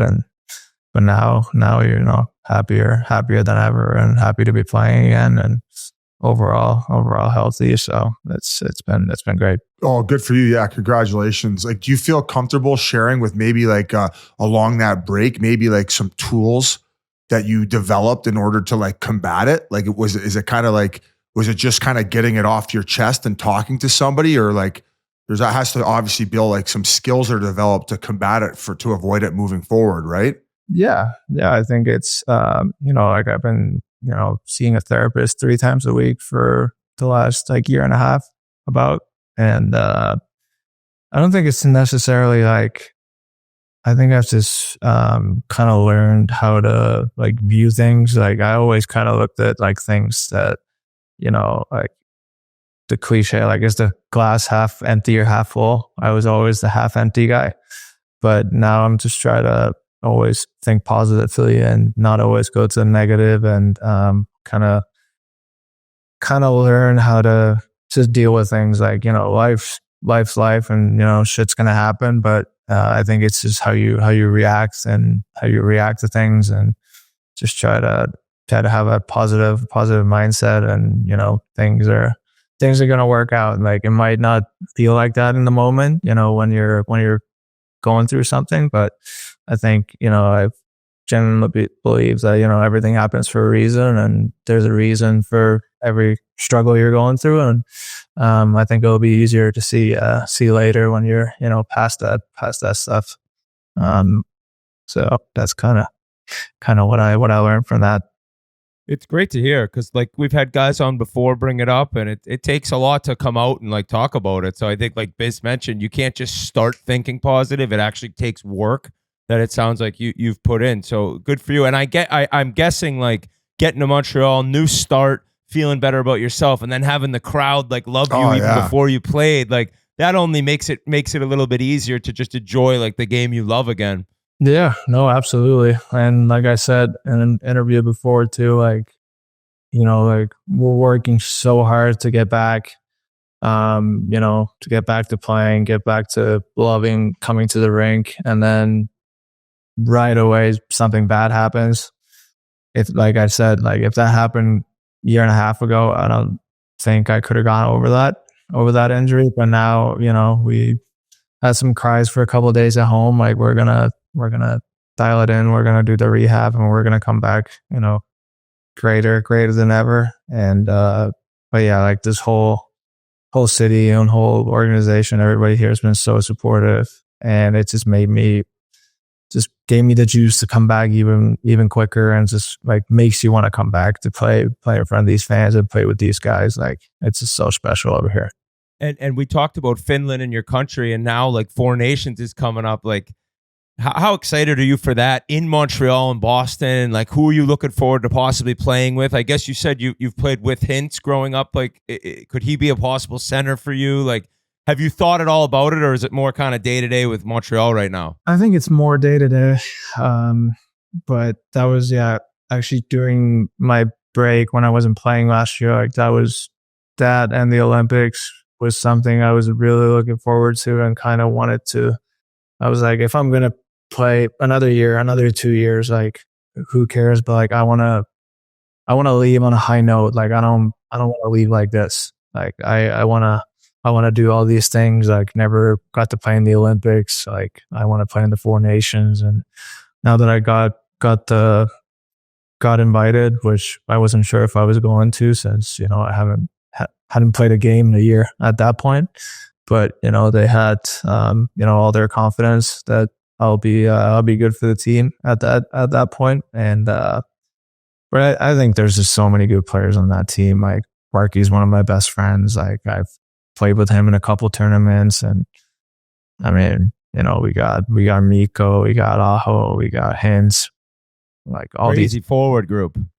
Yeah, like our forwards are. I think we can really surprise some teams. I think we have I think Team Finland has always been like everybody knows their role. Nobody has an ego. Like we're not going to start fighting over who gets 2 minutes more on the ice. Like it's not going to be like that. Like everybody knows their assignment and everybody does their job, and that's kind of how it goes with us over there, I guess. But no, it'll be cool to play here, especially. So hopefully the fans are not booing at me too bad, and hopefully they'll give a couple of claps, golf claps at least. So I think Barkey's just starting to get the recognition that he deserves. I like, no offense to all the legends that I played with. I think he's the best player I ever played with all around. Like the guy does everything. What do you think? Like a guy like him, will bring to that team Finland? You think he'll be the captain? You think he's going to be the number one guy out there? I think he should be. I mean, no offense to Rantanen, who's having an unreal start to the year, but I think Barkey's just the face of Finnish hockey. I think like he's such like everything he does is like 100%. He does it so well on and off the ice. Like I think never obviously play with him in this league, but I think he's the best player I've ever played with. He's just so good, and lately like he's getting the recognition that he deserves, and I can't even imagine if he was playing in a place like Toronto or Montreal, like he would be God, or even bigger than God over here. Like he's just so good. But yeah, he's just gonna. I think he'll be leading that group for sure. And did you go to his cup party? Actually, no, because I was still in Florida spending my off season, so I couldn't go. But I did promise in my speech that I'll go to his next one. But yeah, had to miss this. He probably didn't even have one. He was probably skating. The guy's a machine. Yeah. He was probably playing tennis or working on his face-offs. Yeah. No, he's good. even better at tennis than he is at hockey. It's wild. Let Chucky keep tennis it for too? 2 more. He's insane. I feel like a lot of these guys, these thoroughbred, like Matthews is a big tennis player. They do it for the cardio, but they're not thinking about it. And that small area game too. And I guess I was going to ask you, like, do you play and what do you do away from the rink? I know you like fashion as a hobby. You love hockey, but what else do you do to get away? I played tennis with Barkey a lot. Like I used to play when I was younger too, like in a team and all that. Not as good as he is. Like he's just good at better than me at everything he does, apparently. But no, it's just like to be at home with my fiance and our dog and just do kind of whatever, go for walks and watch TV, watch a lot of hockey, and it's kind of it. That's kind of it. You watch the league? You watch when you're not playing, you're watching different buddies or different teams play? Oh yeah. If I'm on the road, I'm watching like 3 games a night. No shit.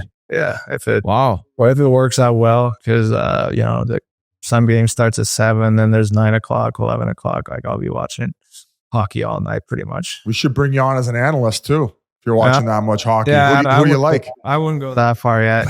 But no, we could do a weekly segment. Come on. Maybe one day. Well, we appreciate your time. Yeah. I guess my final question is, Biz mentioned it earlier, but in your heyday of video games, what was the longest straight session you had? Were you pissing in water bottles? No, I had bathroom breaks. That was about it. Okay. All right. But there would be some good off days where I would go probably from like 8:30 in the morning until like midnight or something. That's a Playing with 16-hour my buddies shift. from back home. You know, They call you Patty Ice because you're pale because you don't see the sunlight. I'm not much of a talker on the phone, so I'm just talking with my buddies and try to play with little kids at the same time over there. So Shit talking in the headset. oh yeah, always. Do you play NHL or is it only like the shooting games like Fortnite and all that? No, it's been Call of Duty, but I used to grind NHL back in the day. I can't play with myself anymore because my rating's so bad in that game. Okay. But back in the heydays, like when I used to be good in that game, like it was fun. It was fun.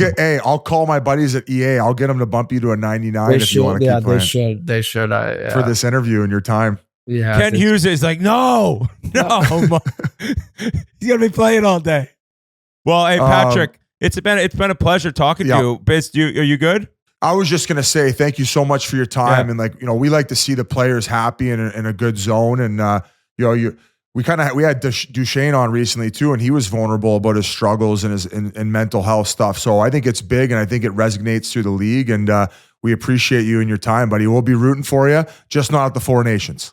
Yeah, no, I get that. No, thanks for having me. This is a blast to finally get the invite. So, well, hey, if you're watching that much hockey at some point, playoff times, if you're not lighting it up playoffs, maybe we get you on and get your thoughts around the league. I cannot wait to design this suit that you're gonna wear. Yep.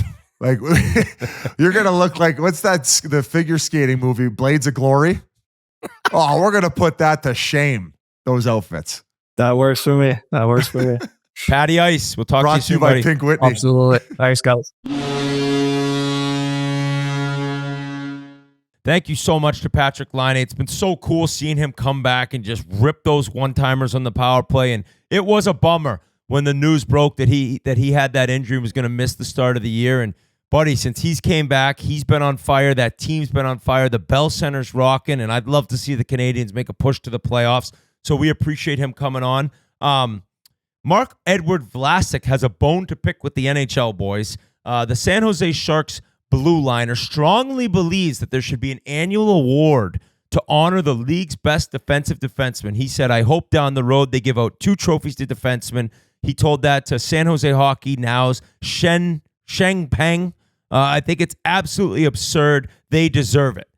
I could not agree more. I think we've talked about this before. Time and time again. And now who do we name it after, guys? I think somebody said the Scott Stevens Award. I think that Larry Robinson, yeah. that would probably be like OG status. Like, I mean, isn't he the one who invented the philosophy where you don't put your feet in the crease? Like, he's just like one of the OG defenders and just a warrior too. Cross checks to the back. So that's probably a name that would come up maybe even before Scott Stevens. It has turned into the Norris Trophy as the best offensive defenseman. Many times these guys are playing 26 minutes a night. They're running power plays, but it's always now. I mean, you got the 3 finalists. It's like the 3 highest scoring D-men for the most part. Obviously, there's some guys in and out of that, but I agree with them. I think it'd be an awesome idea. It also adds just Should another be the Chris element. Tanev Award. What do you mean? The guy just blocks everything. You don't even need a fucking goalie when he's in the lineup. No? Imagine they decided this. They're like the Adam Foote Award, the Larry Robinson Award. They're just like, no, it's the Chris Tanev Award. He's like still playing. He's like, he deserves it for how many pucks he looks like eats. John C. Reilly and like Step Brothers. He's like, huh? Yeah. What? But he doesn't even win it. A good idea there that I hopefully goes down. And speaking of D-men, the New Jersey Devils find themselves in a little bit of a pickle. Simone Nemec, the 2nd overall pick a few years back, is pissed off. And why don't we bring in Pasha right now? This guy. Roll the disclaimer. Idiot. Warning, the following statements are about to be made by a deranged Devils fan. The views expressed are his and his only. Take everything you hear with a grain of salt because, remember, he is a deranged Devils fan. Pasha. What's up? not only have you guys lost 9 of the last 11 games, but you have a guy who you've talked to me about endlessly about being the future of the New Jersey Devils and this machine on the back end with Luke Hughes.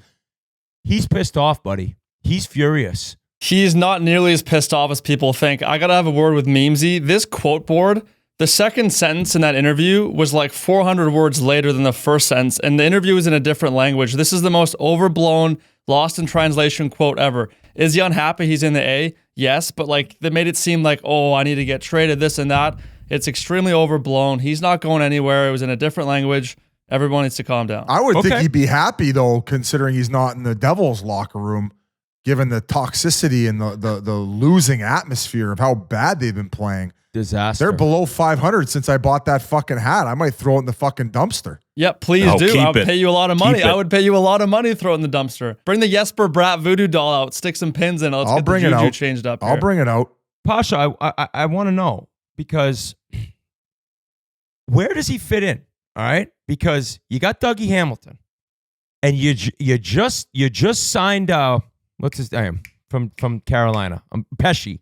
Pesci, yeah. Okay, and this Kovacevic's been phenomenal. Mm-hmm. They're probably going to re-sign.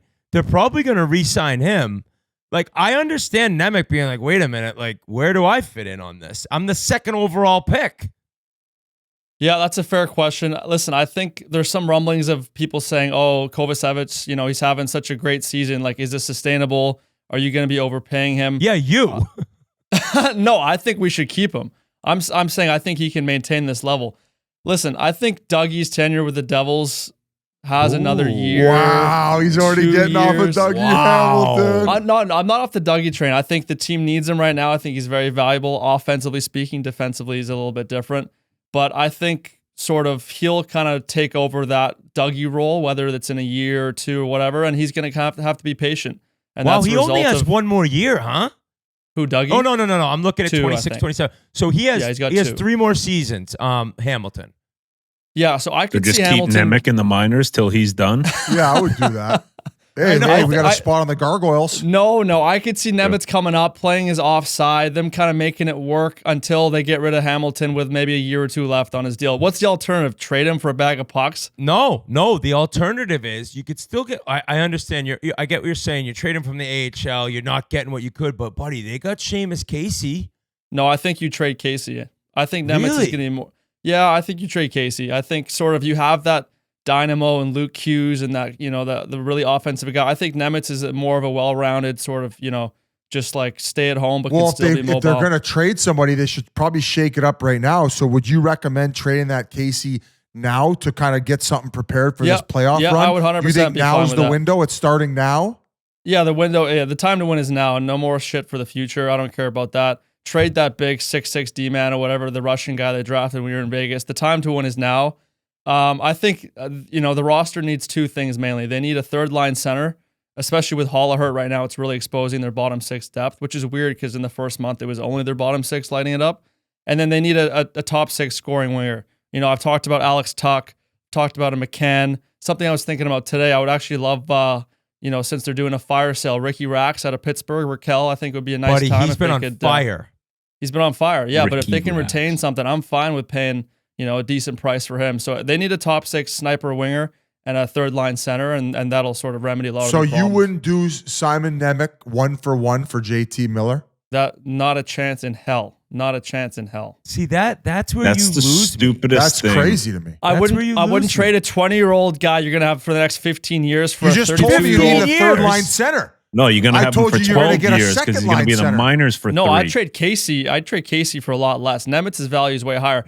I wouldn't trade Nemec, who's a 20-year-old guy who's going to be on your blue line for another 15 years, for a 32-year-old cancer and JT Miller, whose body's breaking down on a terrible contract. No chance. Who would ever do that trade? 20-year-old stud. How for is a it a terrible 32-year-old? contract, dude? Because he has 5 more years at 8.75. I think he's got 4 more years after this year, doesn't he? At 8.5. His play's already declining. He plays a physical style. Everyone's play drops off. Yeah, but he's at also that going to have to be relied a lot less upon playing in New Jersey. if he's You're playing crazy a second if you to trade a third line second center overall role. 20-year-old But D-man Pasha, for a this- guy this- who's over the You hill. just who's a told me the cancer. time is now, and this guy's gonna be playing the minors with the Gargoyles the next 2 fucking And seasons. you picked this Siliev 10th overall. He's 6'6". Yeah, but I was sitting beside you. I didn't like that pick. No, and I told you, buddy, that I was told this kid skates like the wind. He's a monster. Like, yeah, I mean, if you're gonna trade one of those guys, you're saying for sure Siliev just because you haven't seen him, because Nemec played basically a full season as a 19-year-old. And I'm not What? saying for sure, but Nemitz looked good last year. I'm telling you, he got hurt this year, late summer, in whatever the Olympic tournament was, and he had a really shit start to the year. I think the injury was a factor, but last year he played most of the year, and he looked like a fucking 5-year What's vet. he doing I was in the very minors? impressed. he's 18 That's points, a testament to the 25 depth games. of the organization. You got Jonathan Kovacevic coming in, who has been the second best defensive defenseman in the league this year. That's a good problem to have. If Nemitz is in the A, that's a testament to a deep D core. Good problem to have. Man, I hope so they you meet the hear- Rangers so- in the first round. So you Rangers ain't hear making the playoffs, buddy. you just have this thing against JT Miller, because my sense was that when the rumor came out that like the Devils were making calls on JT Miller, Devils fans were loving the fact that they could bring in this dynamic, mean, physical centerman to help out the Devils. And also another guy I will say, and we just talked about Buffalo's crazy to trade him, Cousins would be a nice fit in New Jersey. But what would his long-term role be? Would you trade Simone Nemec for Dylan Cousins? But here's my question. What is Cousins going to be a career third-line center behind Hughes and Heischer? Like, is that really the best use of that resource for Dylan Cousins? Maybe he'd be an unreal winger. Yeah, maybe. But I feel like Nemitz would have more value as sort of your, number 1 or number 2 D-man after Luke Hughes for the next 10 years than having overpaying for Cousins to be your 3C. That seems like overkill to me. I don't know. Well, you're once again talking about a team full of D. And G says here, sources tell Mike Grinnell, and this man has proven that he has sources. 85 that Tommy clip rate this year. Fitzgerald, that Tommy Fitzgerald loves JT Miller. So Pasha, Who doesn't? if Chris Drury loves A lot him, of people. Stanley A lot of Cup people. winner, and Tommy Fitzgerald loves him, GM in the NHL who played like 1,300 career games. But you're the one guy who's like, I would never want JT Miller. I'm the one guy. The whole league knows he's a problem. Why do you think mean his trade Vancouver value is so media? low? Why do you You mean think his trade Vancouver value media? is so low? The whole league knows he's a cancer. This is crazy. We just told you 2 GMs that That's will do a anything big to have word, him. Jans. That's a big. I'm going to put my mic down. and How take are a you walk. saying cancer? Jans played with him. I don't understand how you're saying a cancer. I had the privilege of playing with him. I know he's not a cancer. He might be having an off year. Last year he had 100 and something fucking points, bro. Yeah, but okay, Jens, this whole conversation, I've never once brought up his offense. The offensive points are there. I've been talking about defense and his character issues of cancer, what he's been doing to Pettersson, the rift that's caused for the team. Like this is public knowledge. What are now. you, the fucking towel boy? In How the do you locker know room? how do you know that there's something going on? I don't know anything that's going on. What do you mean? That's the whole news of the league the last fucking 12 That's months. what Pettersson you Miller, in the Pettersson Vancouver Miller. media That's me. are saying. Yeah, housewives me. of the Arbutus Club over here. That's the, Boys, that's this the is a worst guy kept who's se- on tilt, who was talking about the New Jersey Devils going to the Stanley Cup final. They've won 2 of 11 games. One of them was against the Kraken, who might be playing against the Gargoyles next year, and the other one was against Tampa in overtime. So this is a guy who can't That's see it. clearly. That's it. You're done. Get Your him off. time's what? Final I last love Tommy words, you Fitz, delusional but Pasha prick. makes Final me want last to hate words. the Devils so much. Final last I've been words. through this, Keith. Final last words. Final last words is this in terms of Miller. In a vacuum, can JT Miller help the Devils win a playoff series? Yes. But in terms of what it would cost to get him, the contract being on the books for 5 more years, and bringing the cancer into the room, I am out. But the player himself, in a vacuum in a series, yes, he could help him win a series, but I'll pass. You're saying what it's going to cost to take him or to get him, but you just said his trade value is so low. Yeah, so but it's not I'd gonna rather take a use lot. those assets on a piece that's going to be with the team long term. That's not going to be, a Hey, cancer. this is a man who is swimming upstream right now, boys. How am I swimming upstream? This The Devils guy are a wouldn't have- wagon. you They're in a just rut. said said he have has no traded- trade value. He wouldn't have traded Holtz for JT Miller, this fucking idiot. Like, Get this would guy you off trade the screen. Frank the Tank for JT Get Miller? this guy off the screen. Let's hope Fitzy's not listening to him. Or you Devils The will fact that I have to see his like those curtains that he had behind Oh, him he's a too. sicko. What He's a is sicko. that? That's where he rubs He's a his sicko. Vancouver Canuck rub and tug for the rest of the boys other than JT. Oh, Hey. he does that there. And by the looks of it, Washington has kind of wrapped up. possibly wrapped up the Metro, and right now, like, New Jersey stands in front of Carolina, but I think Carolina's 3 or 4 games in hands. I think New Jersey's going to be starting on the road in the first round against Carolina. And 2 years ago, we saw how that went for the Devils against the Carolina I think that would be Pasha's an unbelievable first round. That would be And I've sick. heard rumblings That'd of be JT Miller to Carolina. I hope they play them first round and JT Miller has 15 goals in the first That would round. be a chef's kiss. I will do anything. Oh, I would go to Biz and Bonnie Blue's wedding if Carolina with JT Miller plays I'll the do Devils, the first speech. and he has 10 points in 6 games. It's like, Oh honey, my where are you? God. She's getting drilled by my groomsman. Oh my God. Capitals. No! Hey, How could you? I couldn't see the signs. guys, Logan Thompson has started 25 games this year for the Washington Capitals. So that's how many possible points is that? Biz? 50 points. 50 possible points. They have 44 of a possible 50 points That good? in games Logan Thompson has started this year. So just incredible to see what has happened in DC. It's basically all Bruins fans like G could think about is, can we do what the Capitals have done and just retool this quick? No, you can't, Boston. Sorry to break the news to you, but the Washington Capitals, one of the stories of the season, and Ovi surpassed Jaromir Jagr for the most goaltenders scored on Ever. in NHL history. He's now scored a goal on 179 different goalies after scoring against Levi Merilainen. Sorry, don't even know who that is. It looked like a CVS receipt, all the guys that he scored on. There was not, like, imagine having 179 career goals. This dude has beaten 179 goalies. Gee, look up quick. What goalie has he scored the most on? Oh, let's guess. Let's guess. Each of us get a couple guesses. I would say the goalie that he scored the most on. Flower might be up there. I was going to say Lundqvist. Pittsburgh. Lundqvist. I would say Lundqvist. That's a great answer. I'm going to say Flower. I'm going to say Flower. You got to take someone different with. Okay, fine. Okay. I would say let's go back to that division. Who's on the Flyers for a while? They haven't had a one goalie. No, long they enough. haven't had a one. Tuukka, Timmy. Tuukka could be right there. I mean, it's a longtime rival, former teammate of yours, Whit, and yours. I Biz. said Flower. It is Fleury. It is Marc-Andre Fleury. But number two is crazy too. Henrik Lundqvist. That's who I said. Yeah, he That's said who it. I Yeah, said. wow, good Who for is you 3? boys. Tuukka? I just have 1 and 2. Oh, nice. Oh, shit. I guess we'll go fuck ourselves. 179 different goalies.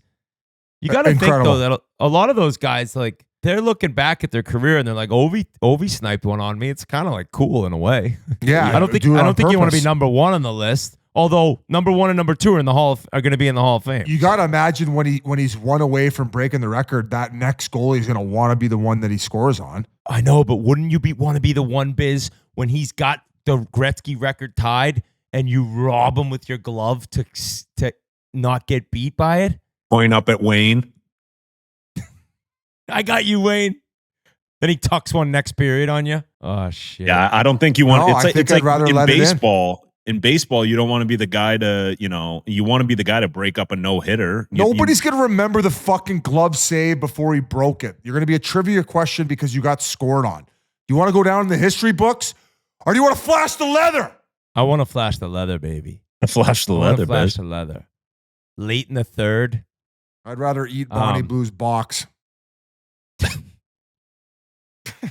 And with that, we are adding Columbus to the Viagra Triangle. Oh, you think we're not? They're trolling us. Last week, you guys asked who we'd like to get in, and I said Pittsburgh and New York. It's Montreal and Columbus. But they're trolling us. The Viagra Triangle, that didn't even include them. Did you see their Stadium Series jerseys? It's literally 2 balls and a cock disguised as a cannon. They are the Viagra Triangle. They've been trying to tell us the whole time. Did you Columbus, like Detroit's helmet? Did you like the white stripe through the middle of Detroit's helmet I on don't their give a fuck about the Detroit Red Wings because the Columbus Blue Jackets are the Viagra Triangle. They're fucking hard as a rock, ready to shoot loads out through that cannon. And I'm backing them. That's going to be my 4th team. No, the Columbus don't do it. Blue Jackets. I'm 14th. on the Viagra Triangle wagon. Welcome to the squad, Biz.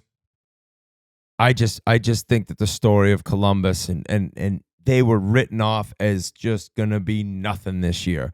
And they got Werenski. I know, Biz, you said should be up for MVP if they get in the playoffs. I love that call. He's on pace for 28 goals, or maybe close to 30 now. Fantilli's buzzing. Buzzing. They got the Russian monsters, Voronkov. They got the Marchenkos. I think they said that they were actually calling him Fantillikov.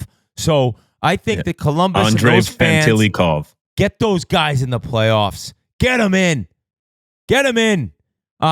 G has 2 guys are tied at number 3 as most goals Ovi scored on. And I don't think the fact we didn't get one of them is crazy. Wait up. A long-time goalie in the Eastern Conference. Great goalie. Long time. Bobrovsky? Nope. Good guess. Good guess. Really Very good guess. An absolute stallion of a person. The guy's going to be in the Hall of Fame. Shane Doan's cousin. Carey Price. Wow. Fuck, Carey how do we not Price. forget? And he's tied with, I don't know how this guy's tied, but Carey Lettinen. Oh. Right? Oh, Philly. Atlanta. Was he in Atlanta? Yes, he was. He was in Philly, wasn't he? He was in Atlanta and then Dallas. But Atlanta's probably where Ovi lit him up a couple of those big early years when the Thrashers still had a team. Wow. Thursday, guys, on our Spittin Chiclets, 373,000 followers. Road Warriors with Paul Bissonnette, Scott Gomez, and Mike Motto in Surrey, British Columbia, coaching in the BCHL. I'm very excited to watch this, Biz.